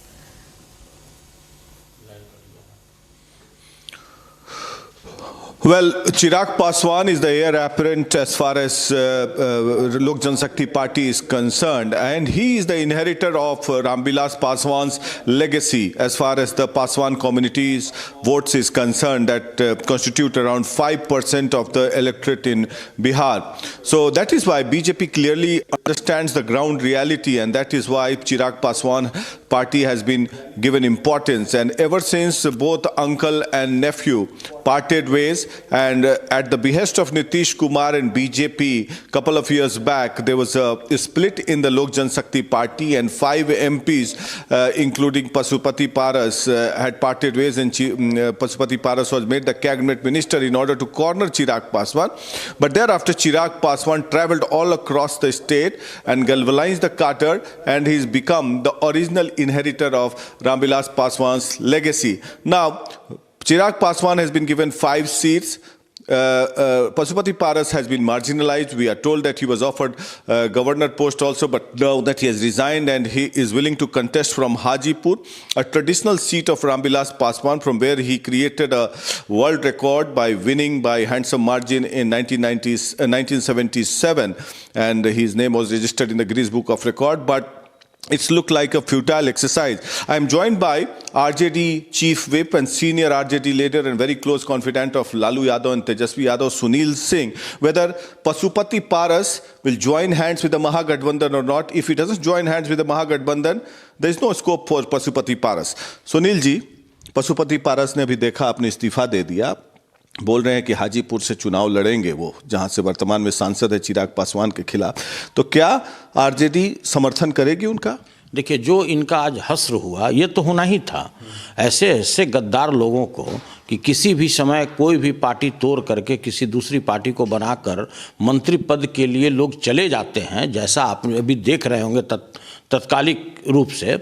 तो देखिए, इनका ऐसा होना था, या और ऐसे भी ये लोग फूके हुए कारतूस हैं, जिसको आप दूसरे शब्दों में फ्यूज बल्ब भी कह सकते हैं। और पहले भी राष्ट्रीय जनता दल इस तरह के मृत प्राय लोगों को जीवन दान दे करके हमारे राष्ट्रीय अध्यक्ष जी भुगत चुके हैं। बहुत लोगों को जीवन दान दिए, बहुत लोग ऐसे ऐसे थे, हम नाम नहीं लेना चाहते हैं, जो लगभग राजनीतिक में मृत प्राय हो चुके थे, और राष्ट्रीय जनता दल ने उनको जीवित करने का काम किया और उसका खामियाजा उनको भुगतना पड़ा। तो देखिए, ये लोगों का आपसी मामला है। तो इसके बीच में न तो हम पढ़ना चाहते हैं, न राष्ट्रीय जनता दल पढ़ना चाहती है। सबसे बड़ी बात है कि वैसे हमारे जो शीर्षस्थ नेतृत्व हैं, उनका जो निर्णय होगा वो अंतिम होता है, और वो लोग जो परिस्थिति अभी बदला है, उस परिस्थिति में वो लोग क्या निर्णय लेते हैं, पूरे पार्टी के लोग उनके साथ हैं। लेकिन हम प्रकाश जी आपको एक ही बात बता सकते हैं कि ऐसे फूके हुए कारतूस और मृत प्राय, जो लगभग राजनीति में मृत प्राय हो चुके हैं, केवल डब्बा लिए घूम रहे हैं चवनप्राश का, इस डब्बा में उनके पास कुछ भी बचा हुआ नहीं। क्या लगता है, पासवान वोट जो है वो चिराग पासवान के साथ है कि पशुपति पारस के साथ है? देखिए, यह तो आप किसी भी रिक्शा ठेला वाले से भी पूछिएगा, किसी खोमचे वाले से भी पूछिएगा, तो वो क्लियर बोलेगा कि पारस जी के हाथ में कुछ भी नहीं है, जो भी है इनके भतीजे के हाथ में ही है। क्लियर बात है। तो राजद इनको किसी रूप में समर्थन करेगा अगर ये अपनी पार्टी से चुनाव लड़ते हैं, चाहे नवादा से लड़ाते हैं, या ये अपनी पार्टी को मर्ज करने चाहें राजद में और इनको उम्मीदवार राजद बना दे? देखिए प्रकाश जी, मैंने पहले भी बताया है कि इस तरह के बहुत सारे केसेस ऐसे आए, लगभग राजनीति में वो लोग मृत प्राय हो चुके थे, और हमारे जो उदार हृदय के जो माने जाते हैं राष्ट्रीय अध्यक्ष जी आदरणीय लालू प्रसाद जी, लोगों को राजनीतिक रूप में बहुत लोगों को जिंदा किए, और उनको खामियाजा भी भुगतना पड़ा इसका। तो हम तो यही कह सकते हैं कि जो पार्टी के हमारा शीर्षस्थ नेतृत्व, हमारे राष्ट्रीय अध्यक्ष हैं आदरणीय श्री तेजस्वी प्रसाद यादव जी हैं, इनका निर्णय अंतिम होगा। लेकिन ऐसे ऐसे लोगों के लिए मेरे पार्टी में जगह नहीं है। सबसे बड़ी बात है कि हमारे पार्टी में ही इतने स्ट्रांग लीडर लोग पड़े हुए हैं कि उनको एडजस्ट करना मुश्किल हो रहा है। कहाँ से ये लोग एडजस्ट होंगे? So there you have a very strong word from the RJD, clearly hinting that Pasupati Paras is a spent force and we don't require him. So it is now clear that the RJD is sidelining itself from Pasupati Paras, and Pasupati Paras will have to contest on a symbol or a ticket from his own party, which has negligible presence and a vote support as far as the party is concerned or Pasupati Paras is concerned. There is no doubt about that.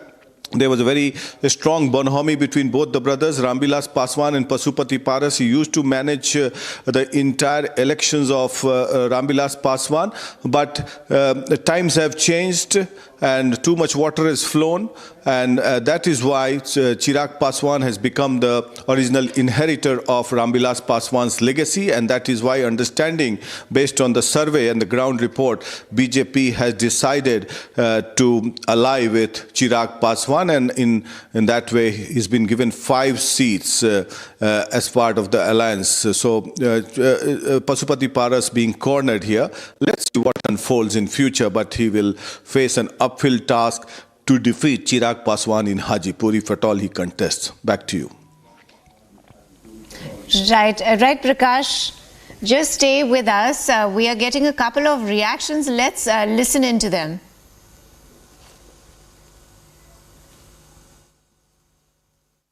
जिसके साथ जाएंगे उनको भी benefit होगा और जिन्होंने नहीं दिया उनको भी दिखेगा कि हमारे पास क्या था। संजय जी, यानी कि ये बात कह सकते हैं कि तेजस्वी यादव के साथ जो बातचीत का स्कोप है वो फिलहाल खुला हुआ है और मुलाकात भी हो सकती है, क्योंकि आपने खुद कहा कि रास्ते बंद नहीं है। आप क्यों ही अपने मुंह से मेरे मुंह में डाल रहे हैं सब कुछ? बात करें क्योंकि बहुत लंबे टाइम से तो खुला है, इसमें कोई दिक्कत नहीं है, रास्ता खुला है, वहीं पर जाएंगे जहां पर कंफर्ट जोन आएगा। संजय जी, एक और बात, क्योंकि तमाम लोग भी ये जानना चाहते हैं कि वो जो हाजीपुर के अलावा जो और 5 सीटें हैं, क्या उनमें भी पशुपति पारस मौजूदा जो एमपीज हैं उनको लड़वा सकते हैं? कॉन्स्टिट्यूंसी चेंज हो सकती है? नहीं, कॉन्स्टिट्यूंसीज तो कहीं जब जिसके साथ अगर कहीं गठबंधन हो गया तो वहां ना बैठ के फाइनलाइज अब होगा। अब ऐसे तो होगा नहीं कि हम लोग बोलेंगे नहीं जी हमारे हैं, बट होपफुली जो सीटिंग है वो सीटिंग है। लेकिन हाजीपुर तय है कि हाजीपुर से पशुपति पारस, नो डाउट फॉर दैट। वो तो उसी पर तो क्लियरली पहले दिन से ही बोल रहे हैं, he is an sitting MP. वो हमारे छोटे भाई है, वो अगर जमुई से 2 बार एमपी रह चुके हैं, अगर सर्वे बिहार का हो गया उसका भी सर्वे करवाइए ना जमुई से। सारी नाराजगी हाजीपुर सीट को लेकर के? नहीं, कोई ऐसी नाराजगी नहीं है किसी के साथ। नाराजगी सिस्टम से है, जो वहां पर सिस्टम बनाया गया, जो भाजपा का मेन नेतृत्व है उनको फीडबैक प्रॉपर नहीं दिया गया, वो दुख है उस चीज का। जेपी ने शुरुआत में एनडीए से बात करने की कोशिश नहीं की, क्या टॉक्स इनिशिएट नहीं हुई थी जिसकी वजह से मिसकम्युनिकेशन और कम्युनिकेशन रहा? We have been already part and parcel of NDA। बात करने की कहाँ जरूरत थी जब मेरा honourable my national president was honorable minister with the government of India। बात की तो कोई जरूरत नहीं थी, we were already part of NDA, तो हमें कोई इशू नहीं था उसमें। We were right now listening to Sanjay Saraf, as he has already confirmed that Pashupati Paras will be contesting from the Hajipur Lok Sabha constituency, and to tell you that this is a constituency from where Chirag Paswan is also contesting, and now we'll see a fight directly between Chacha and Bhatija in the state of Bihar. Yesterday, Chirag Paswan clearly stated that Hajipur is of a great relevance and great importance to Chirag Paswan, and also he stated that it is because of Pashupati Paras that now the symbol of the Ramvilas Paswan's party is now freezed, and this is the reactions we are getting in from Pashupati Paras camp. Back to you. Right, Harsha, thank you for that update. Of course, going back to you, Prakash, now, you know, the big question is he going to fight from the same constituency? Has he revealed his next move? What do we know about it, Prakash? Well, in politics, everybody wants to make their existence till they last. But in politics, one doesn't understand the ground reality until the concerned person faces a severe drubbing. So I can see the future of Pasupati Paras if at all he tries to contest on his own. And the writing is on the wall because we have been covering politics for a long time.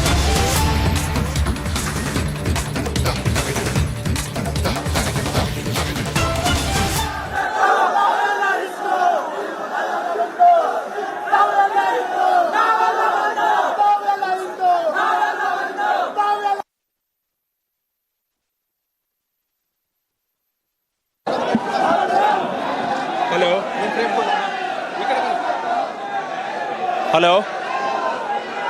Hello?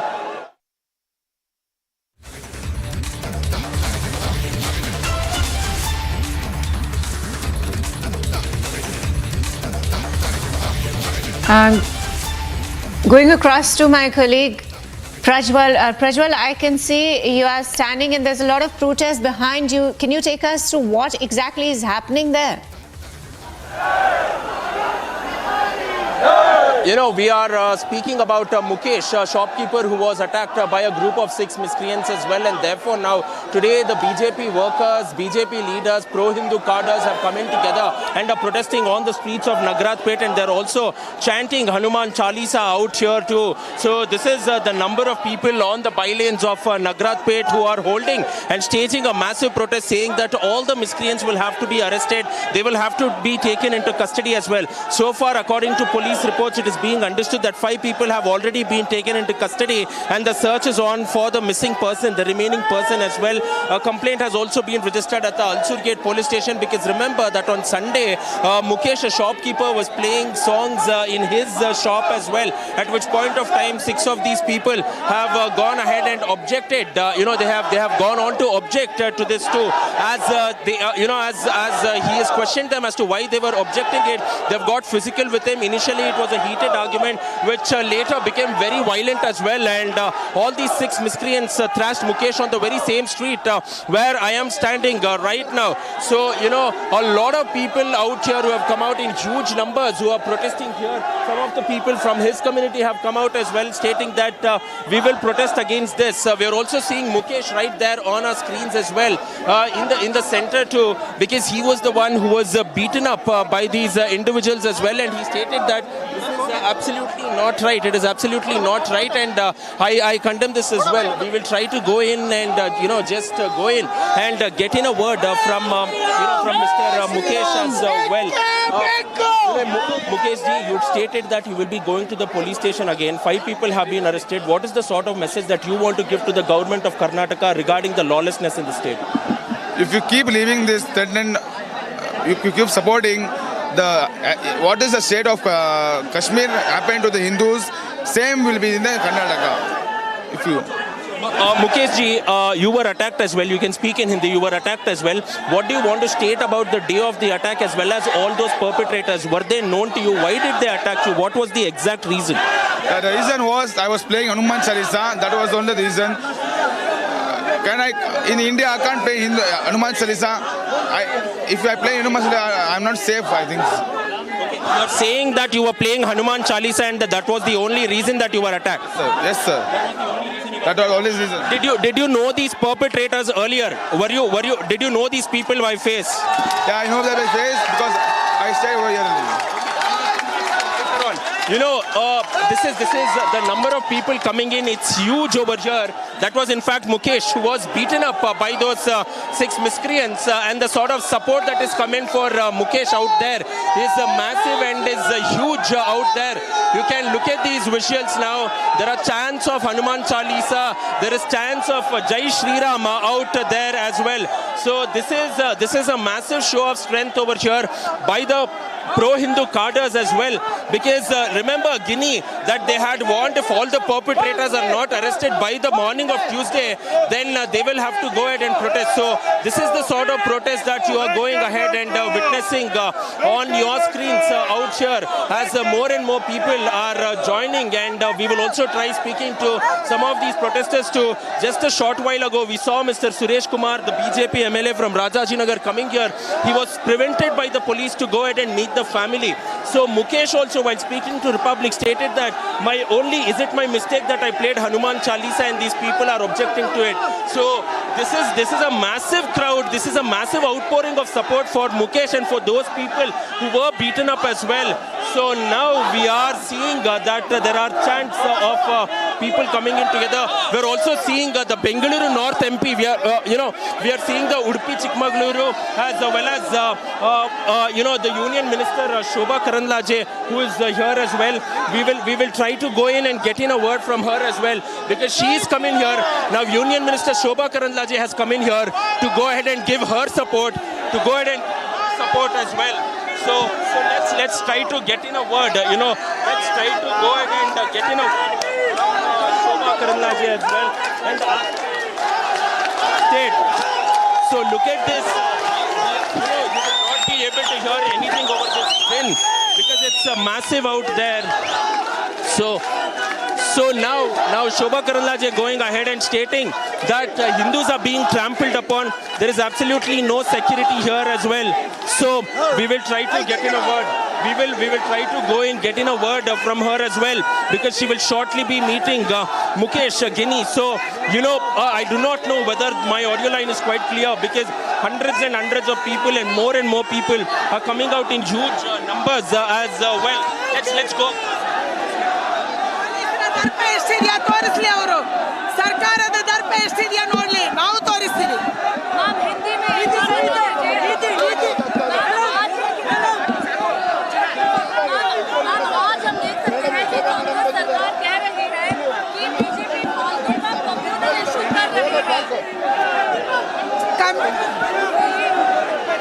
Communal issue करने वाले कांग्रेस वाले हैं. तमिलनाडु से आता है, बम रखता है. दूसरे विधानसभा में पाकिस्तानी जिंदाबाद बोलता है. केरल से आता है, एसिड रखता है. इधर हनुमान 40 कौन सीधी प्ले किया, उसको मारता है. ये केवल कांग्रेस के कारण हो रही है. कांग्रेस मुसलमान को मदद दे रहे हैं, टेररिस्ट को मदद दे रहे हैं, इसके कारण ये सब हो रही है. हिंदू लोगों का भी गिरफ्तारी हुआ है. ये कांग्रेस वाले हिंदुओं को ऊपर डालना चाहते हैं. मुसलमान मारा, हिंदुओं को केस लगा.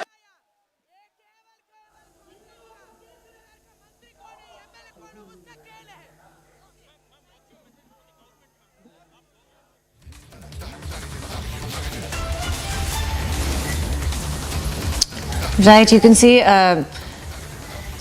protesters have come outside Mukesh's shop to protest against the chanting of Hanuman Chalisa. Of course, he was chanting, he had played Hanuman Chalisa yesterday at his shop and was beaten up by 4 to 5 perpetrators, and police has of course taken action on this. But it's time now to slip into a very short break. We will come back to the same story and get you the latest updates. Stay tuned, viewers.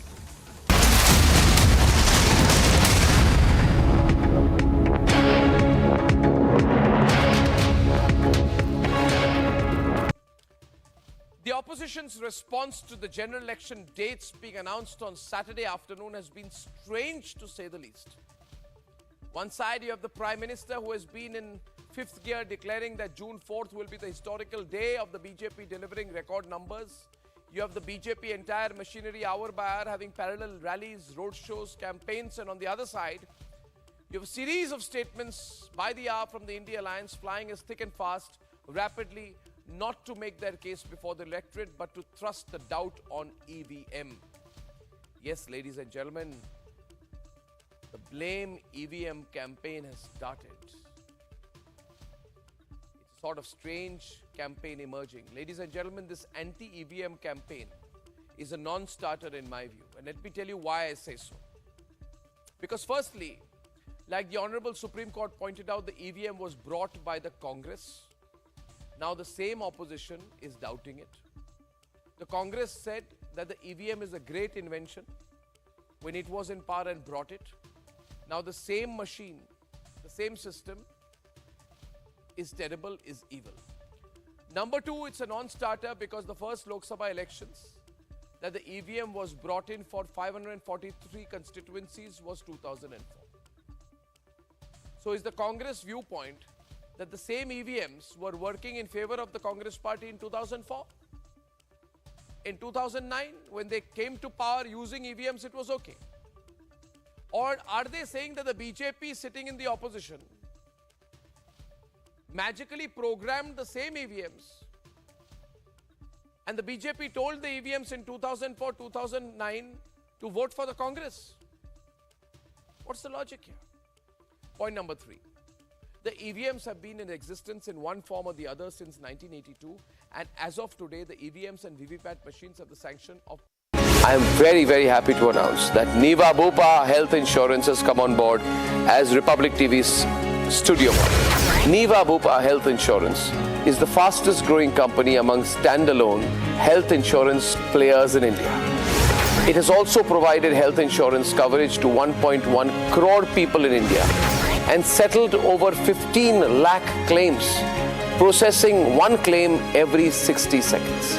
So we are delighted to be partnering with them.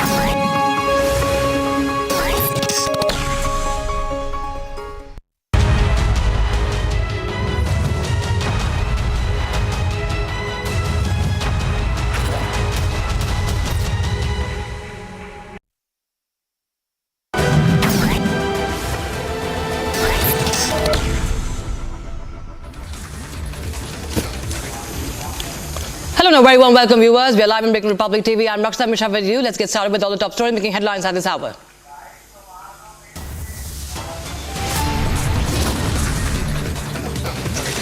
PM Narendra Modi's southern focus continues. Rallies in Karnataka and Tamil Nadu.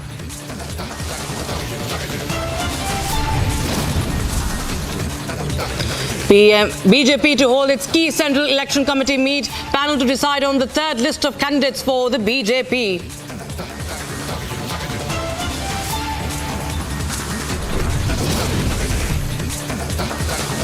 Amid speculations of rift in BJP and JDU, BSY and BY Vijendra engage in talks with HDK, assuring full cooperation. RLJP chief Pashupati Paras resigns from Modi cabinet after being denied a Bihar seat amid looming Lok Sabha polls.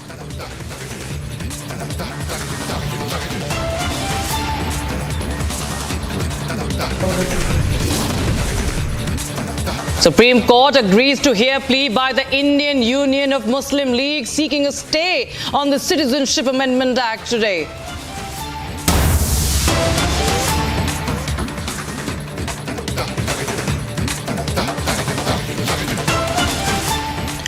We will start with breaking news coming in. This is a Republic TV exclusive scoop coming in from Jammu and Kashmir.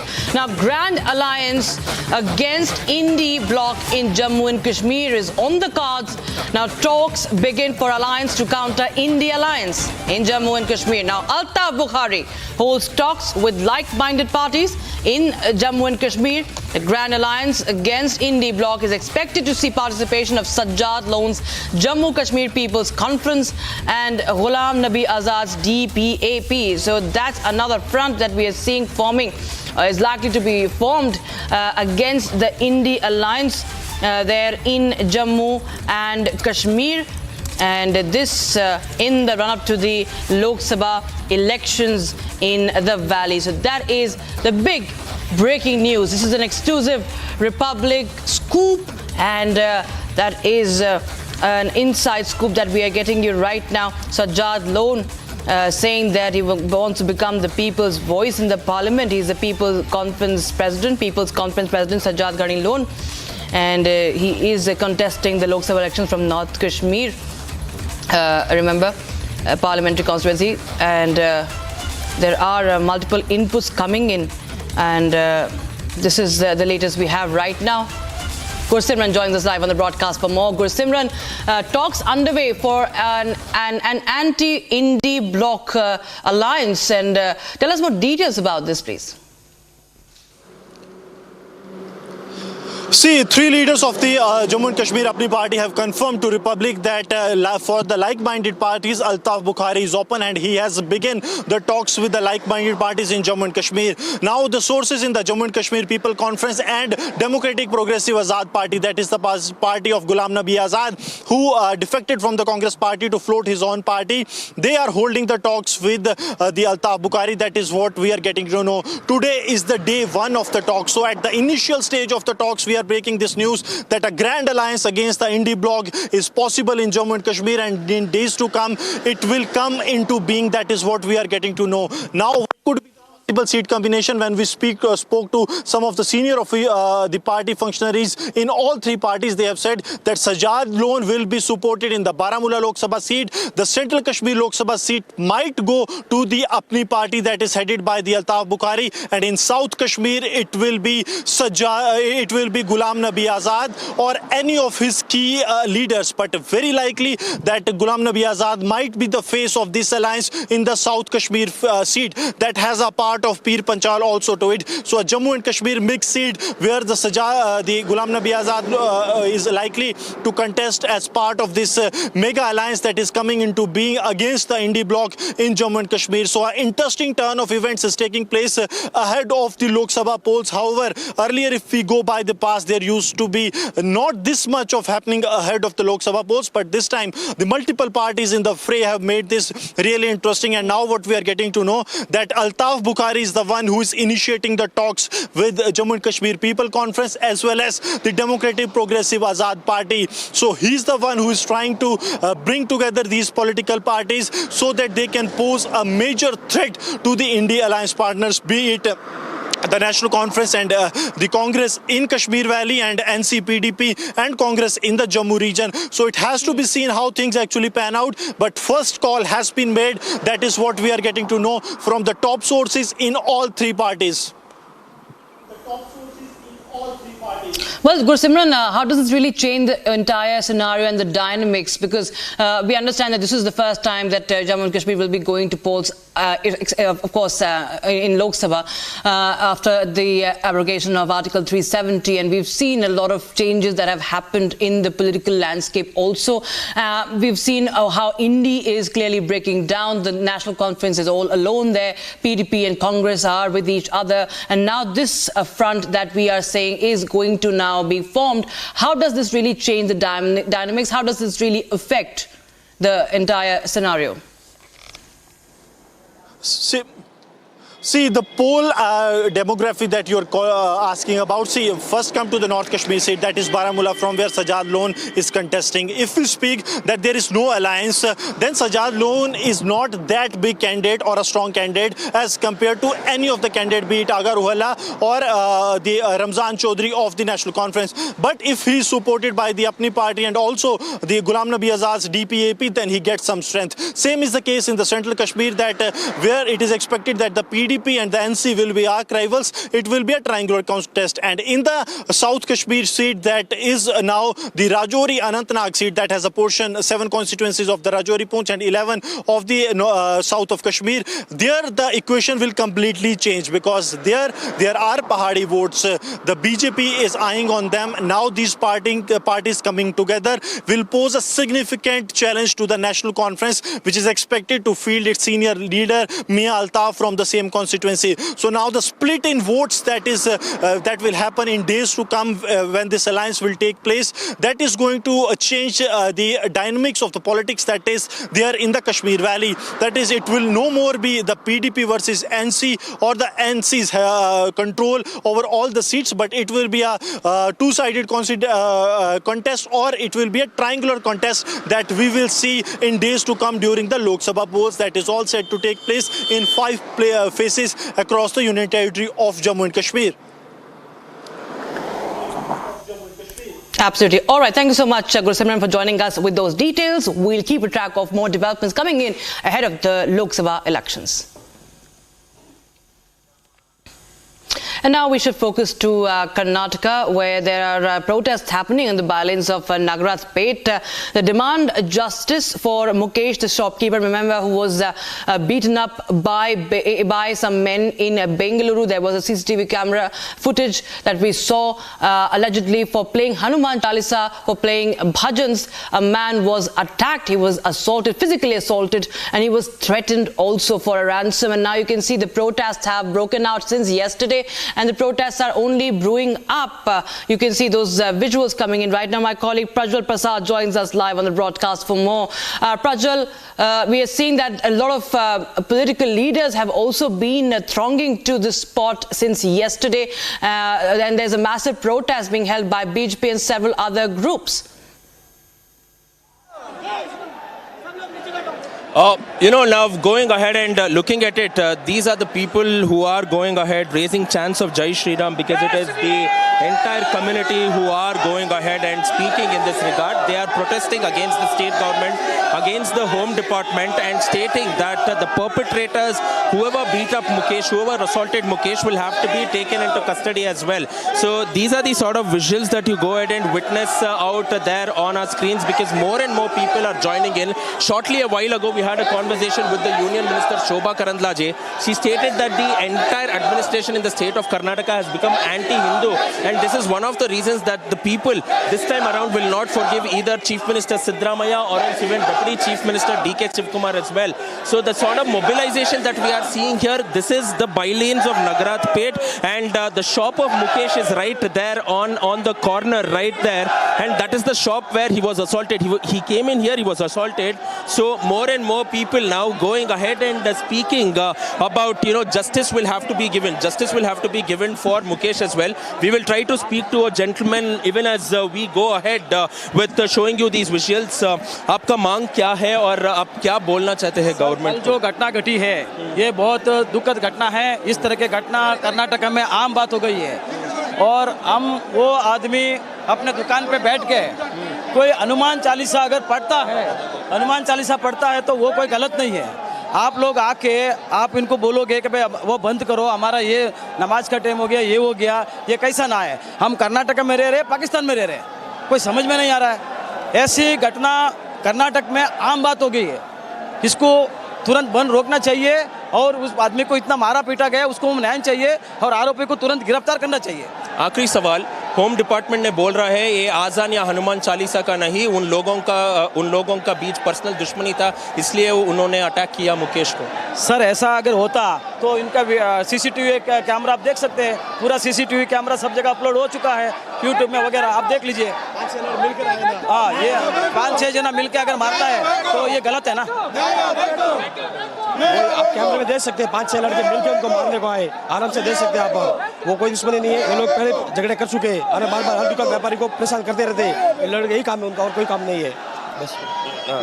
This is the voice of the people out here, because more and more people mobilizing now after Union Minister as well as a BJP MLA also came in here. Initially they were prevented by the cops not to meet Mukesh as well, but the people came in not only from, it is no more representing a party, it is more of representing the entire community, and the people of Bengaluru have come in here, pro-Hindu organizations have come in here. Bhagat, just give an overview of this entire locality for our viewers as well, so that they understand what this means for them as well. So chants of Jai Shri Ram coming in here.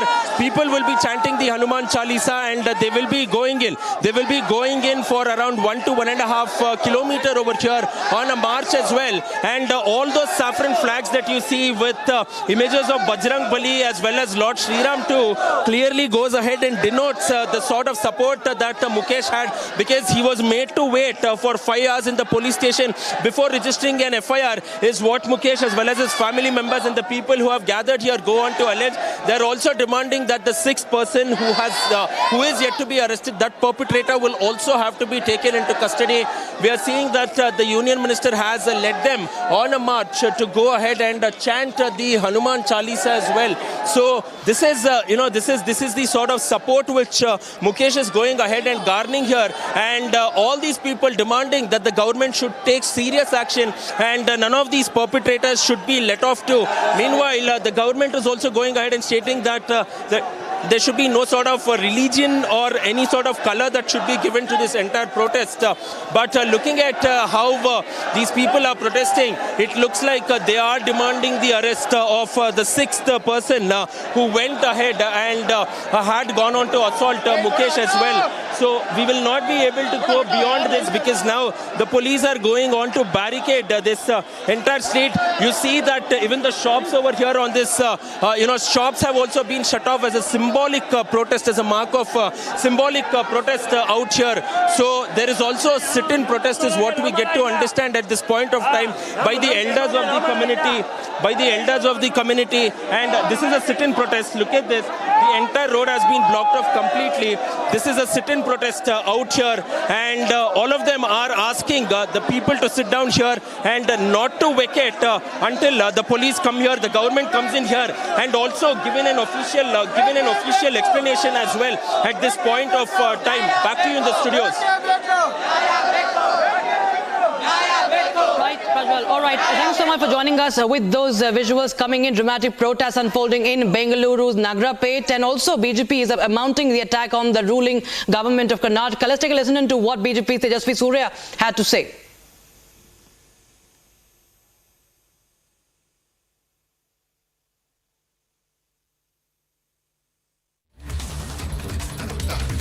Yesterday evening, Mukesh, who is a honest, hard-working shopkeeper in Nagaratpet, was conducting his business in the evening. And in the evening time, he tells me that every day evening he had a practice of playing devotional songs, Hanuman Chalisa, on his speaker. Last evening, while he was conducting his business, attending to his customers and playing the Hanuman Chalisa, a few miscreants came to his shop, the whole of which is captured on CCTV. They started an argument with him and demanded him to switch off and stop playing the Hanuman Chalisa. When he refused to do so, he was literally pulled out of his store, and 6 to 7 of these miscreants thrashed him, attacked him, and you may see the kind of injuries that Mukesh has sustained. He was all alone, and more than 7 to 8 of them have caused grievous hurt on his back, on his chest, on his head, temple and face. Immediately thereafter, Mukesh and the neighboring shopkeepers tried to reach the nearest police station to register an FIR. Even after submitting a detailed written complaint, the local police did not register an FIR. It was only after the intervention of Shri PC Mohan and myself and our local BJP leaders that at a belated stage an FIR was registered. And the locals here are also apprehensive that the police have filed a diluted FIR and have also registered or added names of certain people who may not. All right, we have some breaking developments coming in ahead of the Lok Sabha polls. There is, of course, a lot of talks going on as far as Maharashtra seat sharing is concerned. And now, MNS joining the NDA is the big buzz of the day. Raj Thackeray of the MNS. Taj Mansingh Palace this morning after he came yesterday night with his son. And remember, he is likely to go and meet Amit Shah as well for the meetings which have been going on talks with for the tie-up with the NDA of the MNS and also for the seat sharing, which is likely been also going on. Remember, Vinod Tavade, BJP General Secretary, also came at the hotel where MNS Chief Raj Thackeray was staying, and after meeting with him from BJP's side, MNS Chief has left for meeting with from the Taj Singh Palace. Hello, I have done a walkthrough from the Taj Singh Palace. Well, Simran, of course, this is a big development coming in. However, it's interesting to see how does this really change the scenario if at all Raj Thackeray joins the NDA, because what we understand is that he will be at least trying to, try to get 2 tickets, tickets for 2 seats, and this in order to, in fact, quite a lot dent Uddhav Thackeray's vote bank in, seats like Nasik or South Mumbai.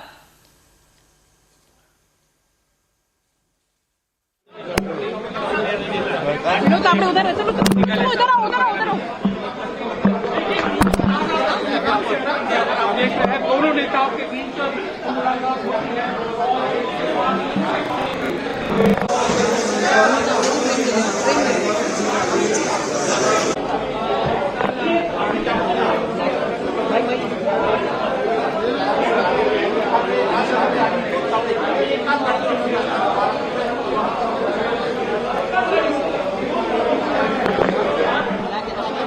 आगे से ले लो, front से ले लो, front से आ जाएगा, छोड़ दो इसे, जाओ फ्रंट से चक्कर आ जाएगी।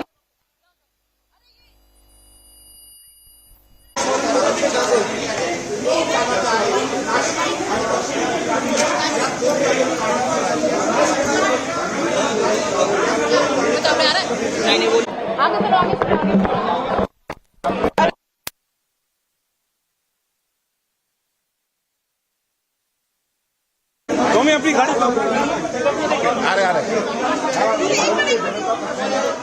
Thackeray, the Maharashtra Nav Nirman Sena chief, right there leaving to meet Amit Shah, the Home Minister.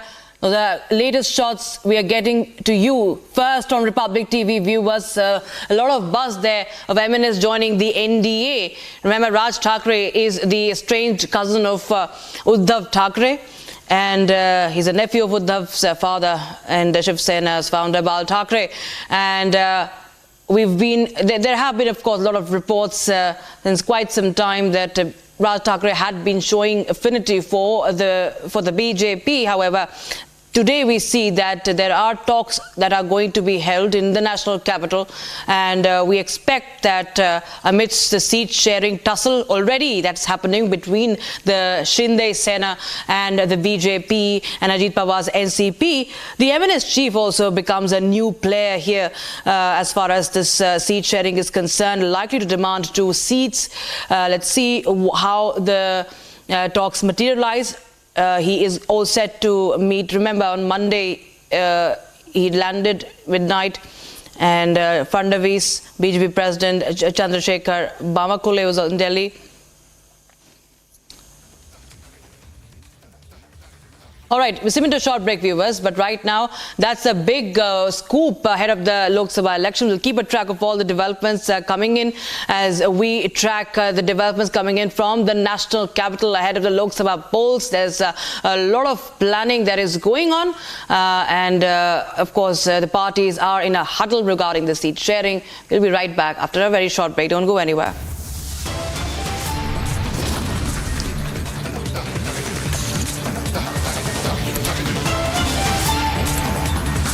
And also, viewers, on the other side, Supreme Court has agreed to hear a plea by the Indian Union of Muslim League seeking a stay on the Citizenship Amendment Act.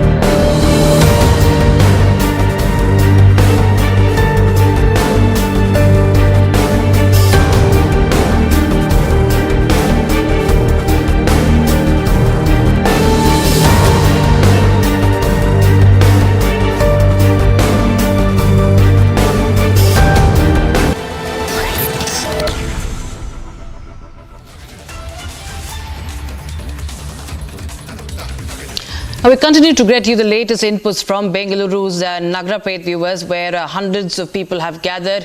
BJP leaders are also protesting against the attack, the assault on a man for playing Hanuman Chalisa. And Shobha Karandlaje has been detained. BJP's Shobha Karandlaje has also been detained. That's the latest we know right now. And there is outrage over the assault on a man for playing Hanuman Chalisa. Remember, what we understand is that the government of Karnataka, the Congress government, says that should not this incident should not be given a color of religion or communal color. That's what the ruling government of Karnataka is saying. However, we can see that there is a lot of outrage there. A trader was assaulted for playing Hanuman Chalisa in his own shop, and Hanuman Chalisa chanting is taking place right now as we speak. My colleague Prajwal Prasad continues to be with us live from the ground zero. Prajwal, of course, what we understand is that the Hanuman Chalisa is being chanted there, and there is detentions of BJP leaders also that's happening. Suresh Kumar, the BJP MLA, was earlier detained, and now we are also seeing that an MP and the Union Minister Shobha Karandlaje was also detained as well. Now the crowd is slowly slipping away, and we are seeing that cops from the special branch are also being brought in to make sure that they will take the top leaders into custody, if so by force or by talks as well. And this entire stretch has been, now basically shifting into three parts here, because on one side, on the other hand, we are also seeing a massive protest out here. These protesters are not chanting the Hanuman Chalisa. They are demanding that all the accused will have to be arrested and will have to be taken into custody. Around 300 to 400 people on one side who are demanding justice for Mukesh, saying that all the perpetrators will have to be taken into custody. The deadline is over, and they're demanding the Home Minister, the Home Department, and all the officials responsible for this to come in here and go ahead and give in an answer. Just shift to the other side now. I just want to take you through the other side as well. Let's move and show these visuals as well, and you can go on and see that on this side is where the Hanuman Chalisa is being chanted as well, because there was an initial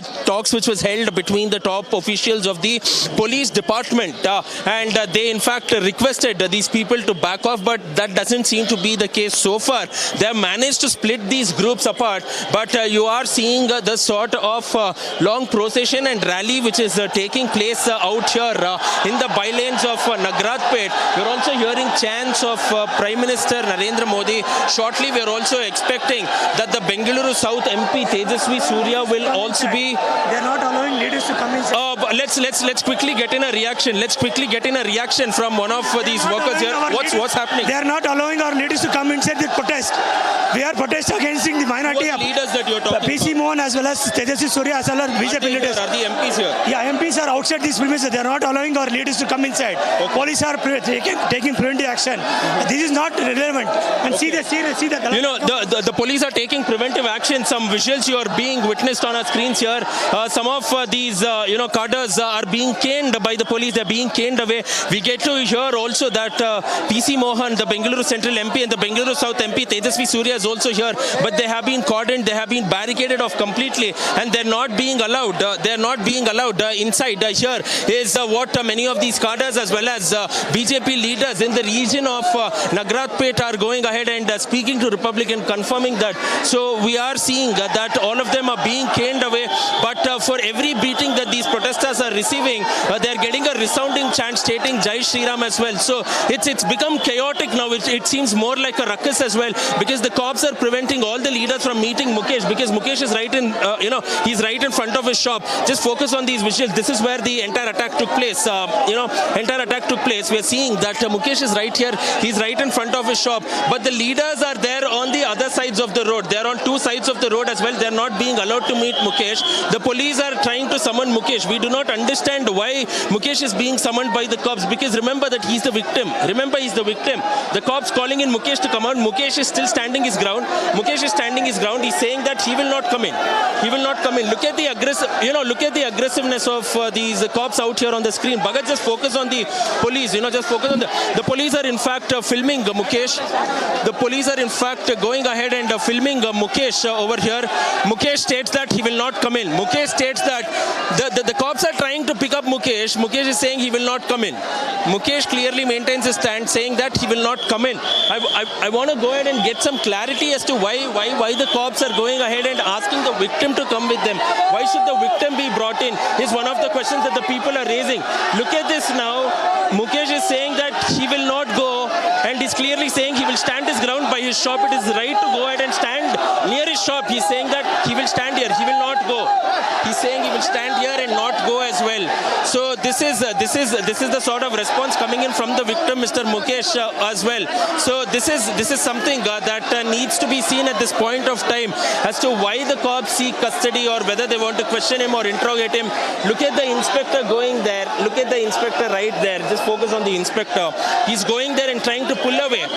He's going ahead and speaking to the media. He's trying to pull him away. Why pull the victim away is one of the questions that needs to be asked at this point of time by the law enforcement authorities.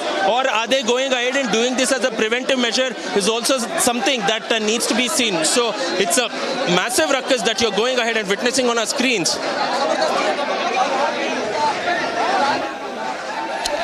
Right, we can see dramatic shots coming in from Bengaluru. We can see a face-off between the protesters and the Bengaluru police. Also, several of the BJP leaders have been detained, including Lok Sabha MP and Union Minister Shobha Karandlaje.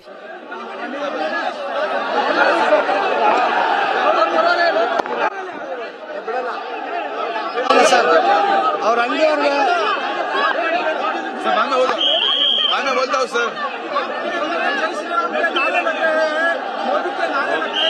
Modi ji के लिए मैं नहीं बोल रहा हूँ राजनीति की कोई वास्ता नहीं है बोल राजनीति की कोई वास्ता नहीं है ना बोल सर रेड मारिए sir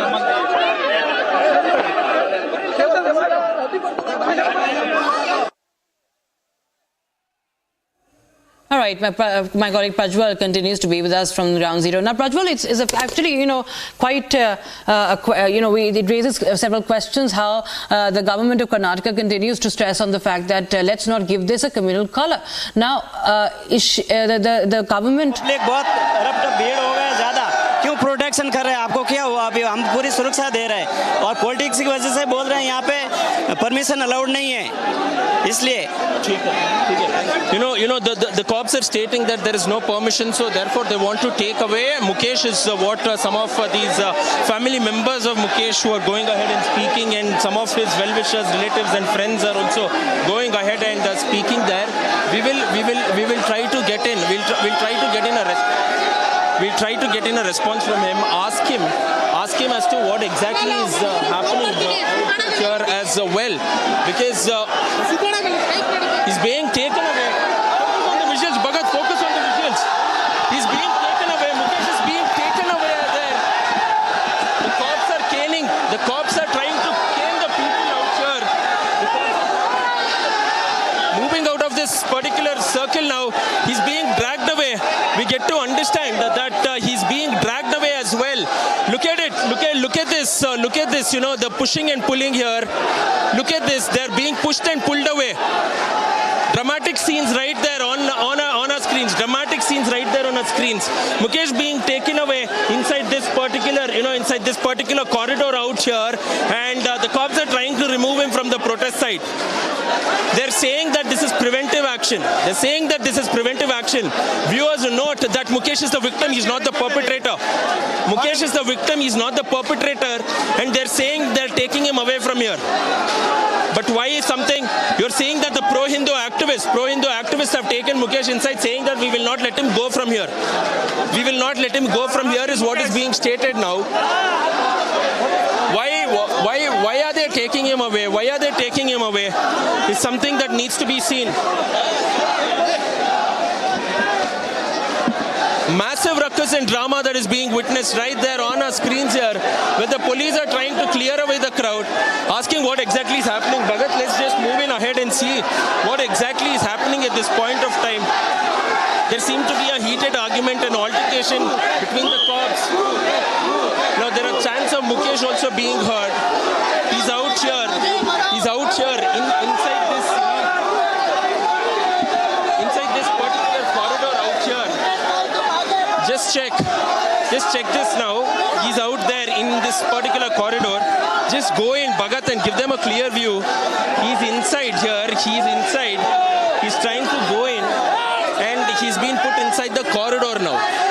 Who are these authorities? Who are the top authorities who are trying to go ahead and speak to Mukesh and asking him to leave from the spot is also something that needs to be questioned, because they are saying that this is preventive custody. If it is a preventive custody, why is the victim being taken away is one of the questions that will need to be asked in. Whether this is only a preventive measure or is there any sort of custody that is being involved, we'll need to see. He's being taken upwards. We believe that this is his residence. He's being taken upwards. We're also seeing his father out there holding some talks talks with the officials too. So this is absolutely quite serious. A serious charge that is being made here. So let's wait in now whether the people will calm down or not. But they are stating that they will not let Mukesh move away from this particular location. The cops are trying to diffuse this, but they state that they will not be letting Mukesh in. On the other hand, we are also seeing the BJP MPs. The BJP MPs, PC Mohan as well as PC Mohan and Tejasvi Surya have been locked away from this particular street, and they are being asked not to come in here. So this is a massive protest out here that we are witnessing right there on our screens as well, as the situation is getting only difficult. The visuals that you see, just zoom into those visuals. Just try to zoom into Mukesh's father out there having talks with the authorities. Just try to have, just go ahead and see what it is. So this is massive out here, and Mukesh has been taken inside his house. His father has agreed that Mukesh should stay inside the residence as well. Just turn the visuals. Let them see the people out here. The number of people coming out in large numbers and protesting out here, and they're saying Jai Shri Ram, and they are asking that Mukesh will have to be brought in, and the cops have no rights to go ahead and put him inside the house or ask him to come to the police station. So it's a massive face-off between the administration and between these activists who have come out in huge numbers. It's a sea of saffron out here. You see people everywhere, and this is how the entire situation is. You can see that all these people have come out in large numbers as well. We will shortly be seeing the MPs, if they are allowed to come in here. We'll shortly be seeing the MPs as well who will be coming in. So it's complete chaos out here on the bindings of Nagaratpet, where hundreds and hundreds of people are coming in. After the chanting of Hanuman Chalisa, which is over now, we are seeing that all of them are going ahead and chanting Jai Shri Ram too. So we will need to wait in as to what will happen. The community leaders are taking a decision whether they will call this off or whether they will go ahead and they will speak to. So this is something that needs to be seen, whether the situation will be diffused or whether his father will come out now, give a statement as well, because even the cops are going ahead and trying to see what exactly has happened. We try to get in more information from the senior officials who are here as well. Back to you in the studios until then.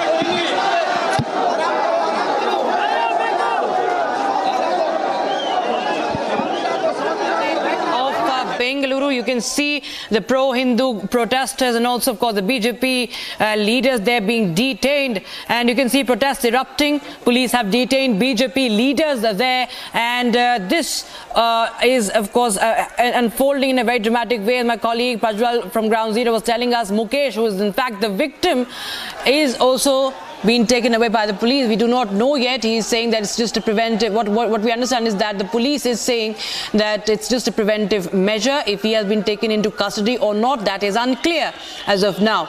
But there is, of course, anger over selective action. There are BJP leaders who are being detained. There is still search underway, what we understand, as far as the sixth accused is concerned. Remember, what had happened was that on Sunday, Mukesh Singh was a shopkeeper. He accused a group of men of attacking him under the pretext of disturbing prayers in a nearby mosque with what they seemed as loud music. They deemed it as loud music, and that assault has been captured on camera, viewers.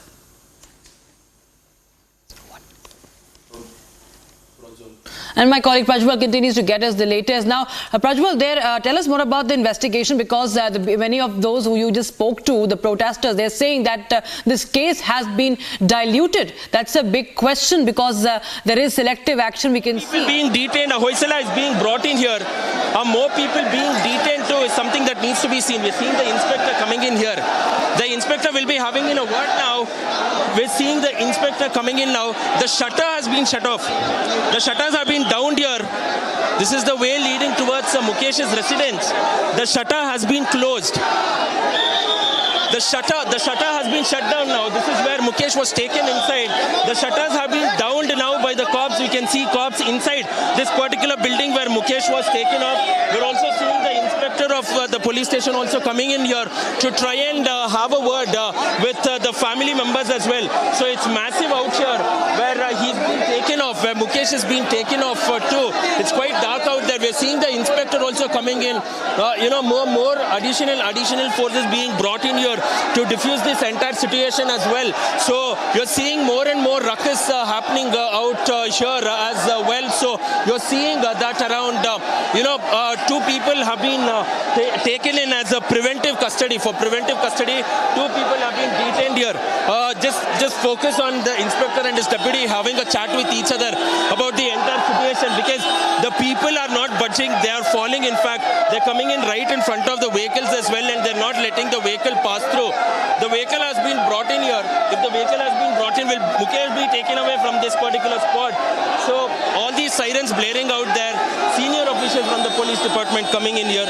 We'll need to look in as to what will happen, but the police are asking people, the cops are asking people to maintain calm.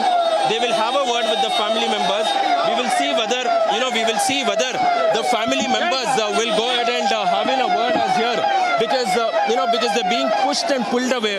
They're being pushed and pulled away out there on our screens. Hindu workers being pulled and pushed away out there. So more and more people being pushed away and asked to move away.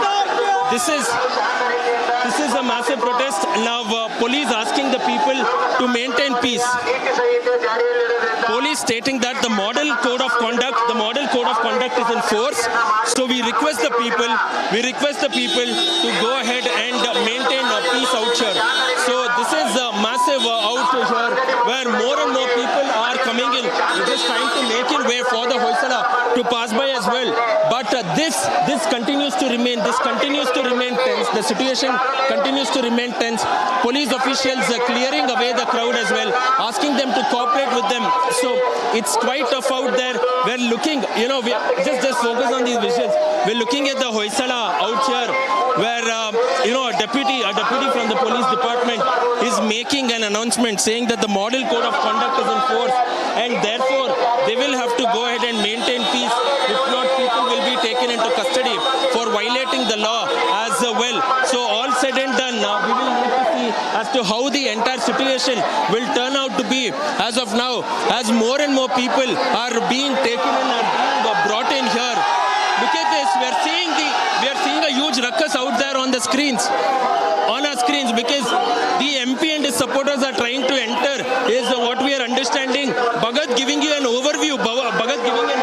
From a very vantage point, right from where this ruckus is broken off, and this is turning out to be ugly out there on our screens as well.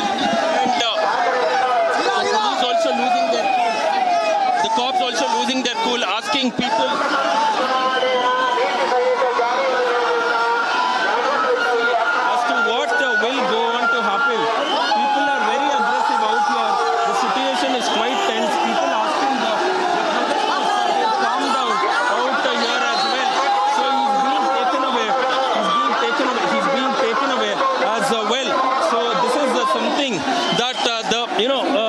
Inspector himself is speaking to the protesters, requesting them maintain peace and calm. Otherwise, things will go out of control. So the inspector is asking the people to maintain calm as well. And this seems like it will go on, because it will not, this particular situation will not diffuse by the looks of it as well. So we will see what happens as more and more BJP leaders are expected to arrive here. All the people are being now asked in to stop as well. There is a protective chain and a protective barrier which has been put. Just focus on these visuals. These people are not being allowed to come to the section where I am reporting from right now. They're being asked to stop there. There is a human chain, a human cordon, which is being formed by the cops as well. So all said and done, it's a massive face-off between these protesters and all the people out here, even as Mukesh is being locked inside his house. Back to you in the studios. Absolutely. Tensions, of course, are increasing there in Nagaratpet of Bengaluru, viewers. We can see the police officer has also arrived there, and we can see altercation also happening between the protesters and the police. Mukesh, on the other hand, who's the victim, has been taken away by the cops, and he's been locked up at their house. The shop's shutter is down, and we do not know what's happening with the victim, but those are the latest dramatic visuals. You can see tensions mounting there. Situation is tense. Police picking up the protesters, including the BJP MPs, the BJP leaders. There is heavy barricading that is going on. There is an announcement being made to maintain a law and order. Also, the police is saying that there is model code of conduct, so the protesters must disperse. But we can see the protesters and their rage is not dying down any soon. You can see many people are being dragged away and detained. To the right of your screens, you can see those visuals coming in. BJP leaders being detained. There's heavy police deployment, and there is a face-off between the protesters and the police, as a political face-off is also brewing in Karnataka. My colleague Prajwal continues to be with us from Ground Zero. Now, Prajwal, of course, there is a lot of charges being made by BJP that the Congress government is trying to dilute the charges against those who are the attackers, and this is all being done. These victims alleging that he's fallen off and therefore he's been injured over here as well. So they're alleging that the cops are pushing them and therefore. आप police को क्या संदेश रवाना करना चाहते हैं? न्याय चाहिए, न्याय बेके बेको ननगे सुरक्षित ಇಲ್ಲ ಕರ್ನಾಟಕದಲ್ಲಿ ಸುರಕ್ಷಿತ ಇಲ್ಲ ಅದಕ್ಕೆ ನಮಗೆ ನ್ಯಾಯ ಬೇಕೋ ಬೇಕು ರಕ್ಷಣೆ ಬೇಕೋ people are saying they want justice. आखिरी बार मुकेश को अंदर लेकर गया, क्यों अंदर लेकर गया पुलिस, क्या हो गया वहाँ? वो 6-7 जन आ गए, अरेस्ट कर गया था ना, 7 जन आ गए, उसको मारपीट किया ना, मोबाइल का दुकान अकेले, उसको जान को भी खतरा है। अभी मुकेश को अंदर लेकर गया, कहाँ गया मुकेश? अभी तो इधर पुलिस वाले के अंदर ही है, कुछ बाहर नहीं गया। people are being injured right there on our screens as well. Even as we stay on those visuals, they're very disturbing. Viewer discretion is advised as well. They're very disturbing at this point of time, where people are being pushed and pulled apart and they're being injured. And on the other hand, the Hoysala is not being let off. And we are seeing more and more people who are coming in. Look at the number of look at the human cordon which has been formed. We are seeing Tejasvi Surya coming in. We are seeing Tejasvi Surya coming in. We will need to see in Tejasvi. It is being understood that you and PC Mohan were restrained. Why were you restrained outside? Why did the police stop you?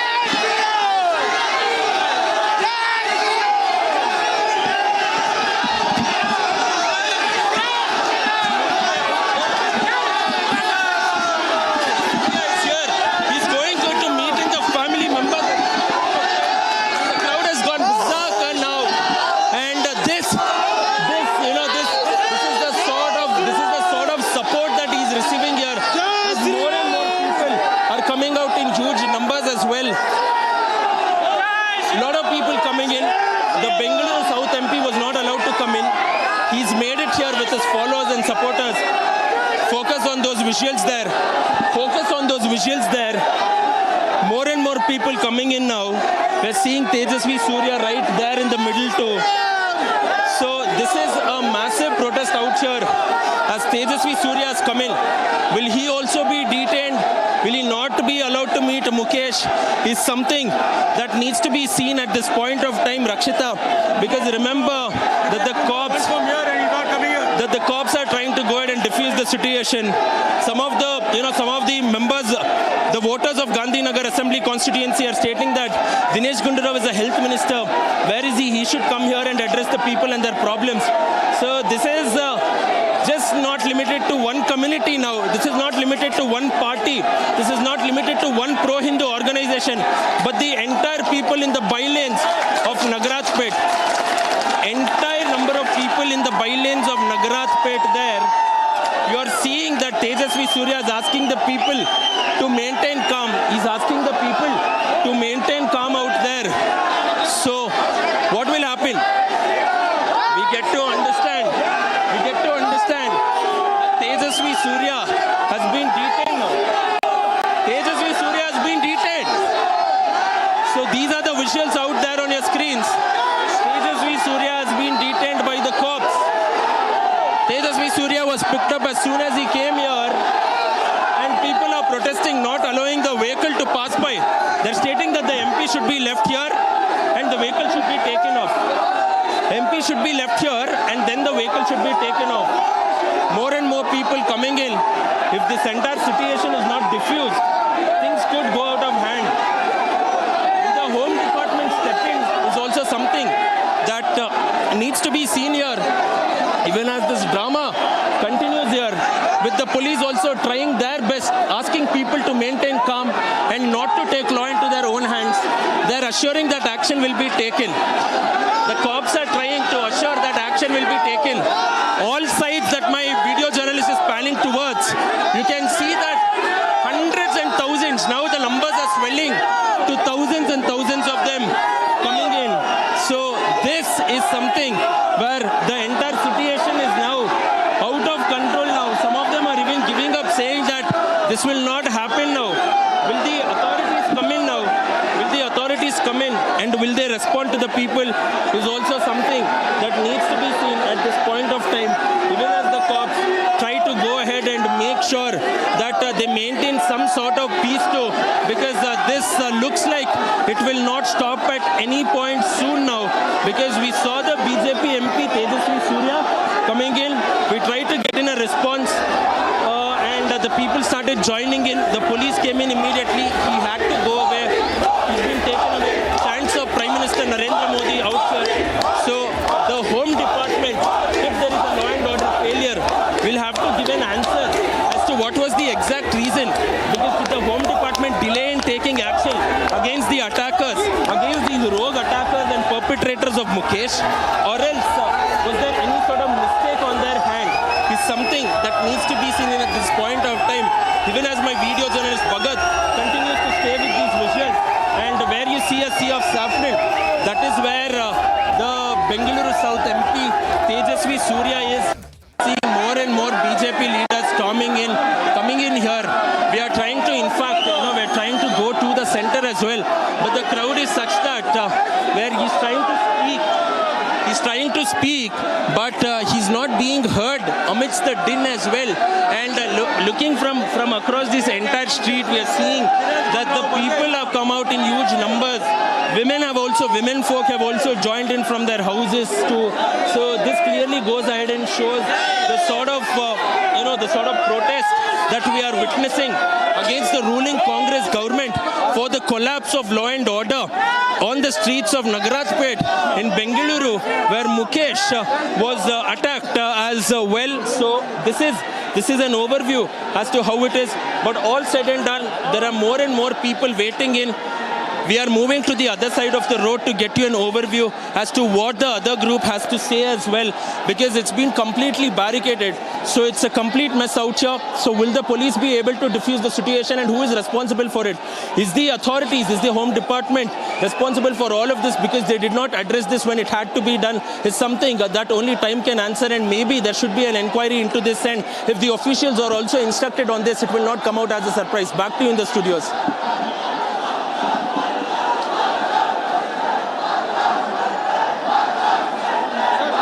MP from South Bengaluru has been detained. That is the latest we have right now. To the left of your screens, you can see visuals, the latest visuals of Tejasvi Surya. He's a young leader from the BJP and a lawmaker, and he has been now he has been detained yesterday. Also, he was one of the first leaders from the BJP to head to Nagaratpet and demand justice, meet the victim Mukesh. Once again, he led the protests here, and now he is being detained by Bengaluru police. But the massive protest, viewers, are not dying down. There are demands for justice that continue. There are several of the protesters that Prajwal was showing you. They have been injured as well. They've been injured amidst the protest. Police have detained several of the protesters, including MPs there, Tejasvi Surya being the latest one. BJP showing solidarity with the trader who was assaulted for only playing Hanuman Chalisa, for only playing Hindu bhajans in his own shop. and he was threatened after that. And viewers, we are not making this up. This was all caught on CCTV. This was caught on CCTV, and the footage is viral. And after that, we saw huge protests happening. The tensions are mounting in Bengaluru's Nagaratpet, and visuals of the same right now on your screens, viewers. The BJP is slamming the Congress government in Karnataka, accusing it of playing appeasement politics, of trying to cater to a vote bank. And that's why they are allegedly diluting the case against those attackers, and trying to play down the truth behind this attack. So you can see to the right of your screens live visuals coming in. The protesters are being dragged. There are chanting of Hanuman Chalisa also going on one end. Sunday जो घटना हुई उसमें अगर मुझे कुछ ज्यादा हो जाता, मैं मर जाता, तो कौन जवाबदारी लेता था? अभी ऐसा इस बचाव में आए हैं, मेरे को सपोर्ट कर रहे हैं, तो मेरे को अच्छा लग रहा है कि हाँ, कोई तो ऐसा है, कोई तो हाथ उठाने वाला ऐसा है। संडे जो घटना हुई उसमें अगर मुझे कुछ ज्यादा हो जाता, मैं मर जाता, तो कौन जवाबदारी लेता था? अभी ऐसा इस बचाव में आए हैं, मेरे को सपोर्ट कर रहे हैं, तो मेरे को अच्छा लग रहा है कि हाँ, कोई तो ऐसा है, कोई तो हाथ उठाने वाला ऐसा है। संडे जो घटना हुई उसमें अगर मुझे कुछ ज्यादा हो जाता, मैं मर जाता, तो कौन जवाबदारी लेता था? अभी ऐसा इस बचाव में आए हैं, मेरे को सपोर्ट कर रहे हैं, तो मेरे को अच्छा लग रहा है कि हाँ, कोई तो ऐसा है, कोई तो हाथ उठाने वाला ऐसा है।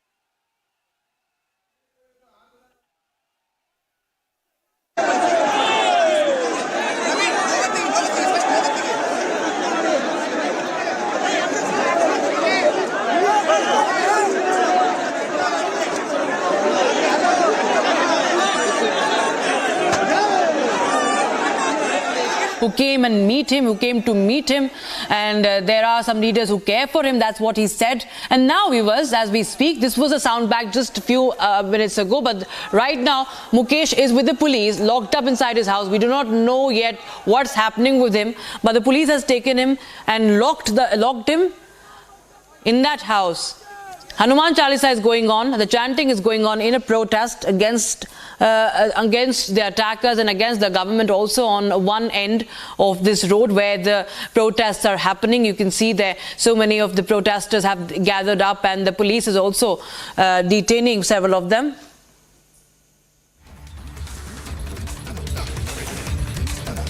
All right, viewers, we will continue our rolling coverage from ground zero in Bengaluru's Nagaratpet, where the tensions are mounting and the protests are underway. Right after this short break, my colleague Prajwal will be getting you the latest from ground zero. We get you the unstoppable coverage on this development. Stay tuned.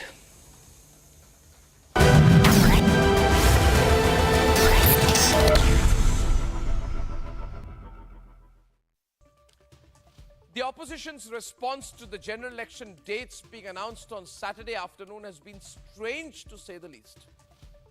One side, you have the Prime Minister, who has been in fifth gear, declaring that June 4th will be the historical day of the BJP delivering record numbers. You have the BJP entire machinery hour by hour having parallel rallies, roadshows, campaigns, and on the other side, you have a series of statements by the hour from the India Alliance flying as thick and fast, rapidly, not to make their case before the electorate, but to thrust the doubt on EVM. Yes, ladies and gentlemen, the blame EVM campaign has started. It's a sort of strange campaign emerging. Ladies and gentlemen, this anti-EVM campaign is a non-starter in my view. And let me tell you why I say so. Because firstly, like the Honorable Supreme Court pointed out, the EVM was brought by the Congress. Now the same opposition is doubting it. The Congress said that the EVM is a great invention when it was in power and brought it. Now the same machine, the same system is terrible, is evil. Number two, it's a non-starter because the first Lok Sabha elections that the EVM was brought in for 543 constituencies was 2004. So is the Congress viewpoint that the same EVMs were working in favor of the Congress party in 2004? In 2009, when they came to power using EVMs, it was okay? Or are they saying that the BJP sitting in the opposition magically programmed the same EVMs, and the BJP told the EVMs in 2009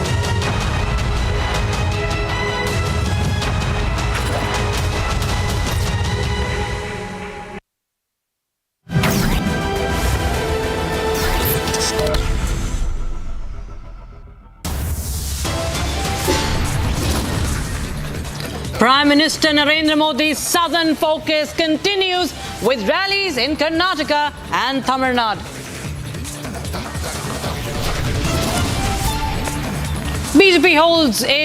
BJP is set to hold its key Central Election Committee meet panel to decide on the third list of the candidates for the BJP.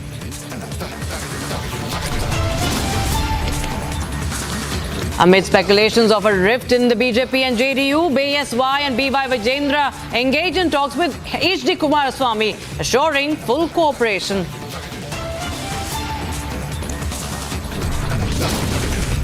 RLJP chief Pashupati Paras resigns from Modi cabinet after being denied Bihar seat amid looming Lok Sabha polls.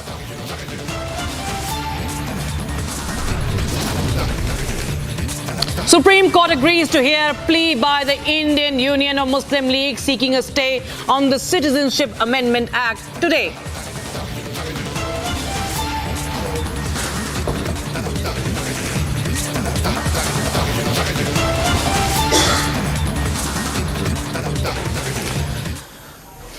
Hello and a very warm welcome, viewers. I'm Rakshita Mishra with you, and we continue our coverage from Bengaluru's Nagaratpet, where hundreds and thousands of protesters have gathered up, protesting against raising their voice for the victim of that assault that happened in his shop just for playing Hanuman Chalisa. You can see people, protesters from pro-Hindu groups and also from the BJP gathering on the bylanes of Nagaratpet, demanding justice for Mukesh, the shopkeeper who was beaten up in Bengaluru yesterday. We saw that viral footage of the CCTV, and right now Mukesh is with the police, locked up inside his house. We do not know yet if he's in custody or what's really happening. But BJP MP Tejasvi Surya, who was the first to reach the spot yesterday, today also he was coming to meet the victim and join the protest. He has been detained, and BJP MP and Union Minister Shobha Karandlaje also earlier was detained by the police in Bengaluru. And my colleague Prajwal continues to get us the latest from ground zero. Prajwal, what are the latest you're picking up? What is the situation and the update on Mukesh? Where is he? What's happening with him? Rakshita, let me clear this. Mukesh is inside his house. He's not been locked up. He's inside his house, but the police have closed all the doors. They have closed all the doors to his residence as well. So they have basically shut down his entire residential complex as of now and are not allowing people either to go inside or come out too. So this is the update as far as Mukesh is concerned. Meanwhile, as far as the protest you're looking at, there's a sea of saffron here, a sea of people coming in. No amount of barricading or no amount of stopping. People refuse refuse to be bowed down by the sort of pressure that is being witnessed from the police's side at least. So you're seeing thousands and thousands of them coming in despite the barricades being placed in. So it remains to be seen as to how they will diffuse the situation. Meanwhile, now we are also looking that the Mahila Morcha of the BJP unit has also reached the spot now, and more people have come out as well, because you're seeing that there is a face-off between the protesters and the cops at the center of our screens. We're not going to go there because the cops have advised that they will be lathi charged as well, and it could lead to an incident. It could lead to a law and order situation as well. So you are seeing that there is a massive protest out here as well, and we are seeing that people are marching. In fact, they're marching towards us here. People are marching and they're going ahead and trying to take a procession. They take a procession, and there are chants of Jai Shri Ram as well as chants of Prime Minister Narendra Modi too, and all of them are being pulled and pushed away. Look at this right there on our screens. Including the media is being muzzled away. I will speak. We will try to get in a word from Tejasvi. Because he is also being pushed and pulled. He's being detained. In fact, he's being detained. He's being detained now. He's being taken away. They did not leave him. They are now again being detained. Look at this. Bhagat, focus.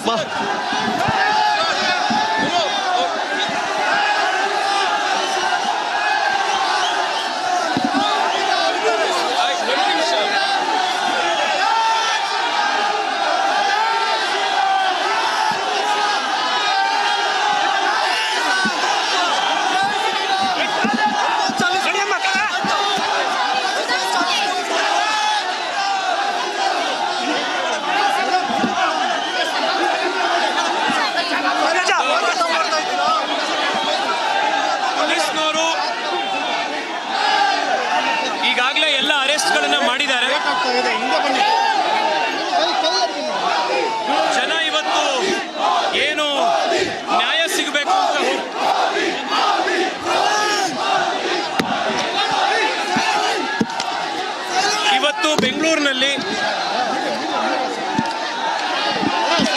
ಶಾಂತಿಯುತವಾಗಿ ಜನ ಇವತ್ತು ಸೇರಿ ಸಮಸ್ತ ಸಮಾಜಕ್ಕೆ ಒಂದು ಆತ್ಮಸ್ಥೈರ್ಯ ಕೊಡುವಂಥ ಕೆಲಸವನ್ನು ಮಾಡಿದ್ದಾರೆ. ಪೊಲೀಸ್ನವರು 6 ಜನರಲ್ಲಿ 5 ಜನನ ಈಗಾಗಲೇ ಅರೆಸ್ಟ್ ಮಾಡಾಗಿದೆ. ಇನ್ನೊಬ್ಬರನ್ನು ಕೂಡ ತಕ್ಷಣವಾಗಿ ಅರೆಸ್ಟ್ ಮಾಡ್ತೀವಿ ಅಂತ ಭರವಸೆ ಕೊಟ್ಟಿದ್ದಾರೆ. ನ್ಯಾಯ ಇದರಲ್ಲಿ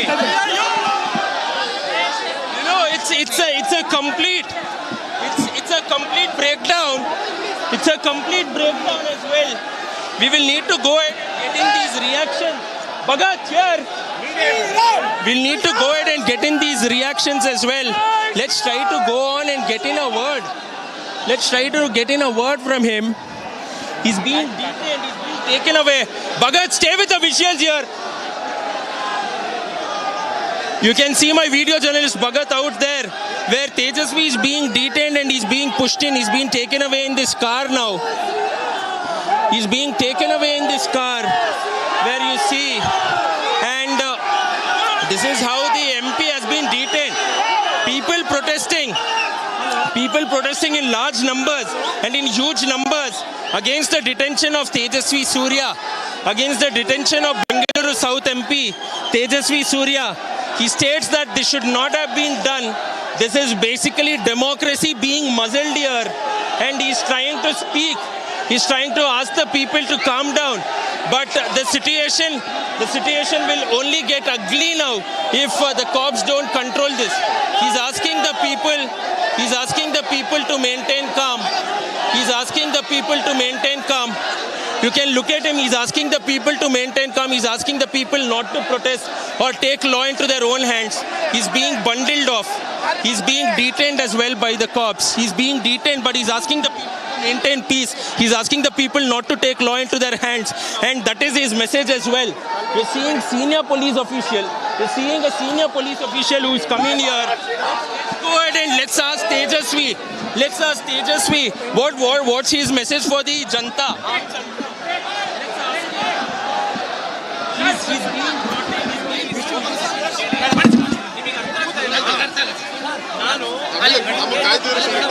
disperse ಮಾಡಿ ಅಂತ ನಾನು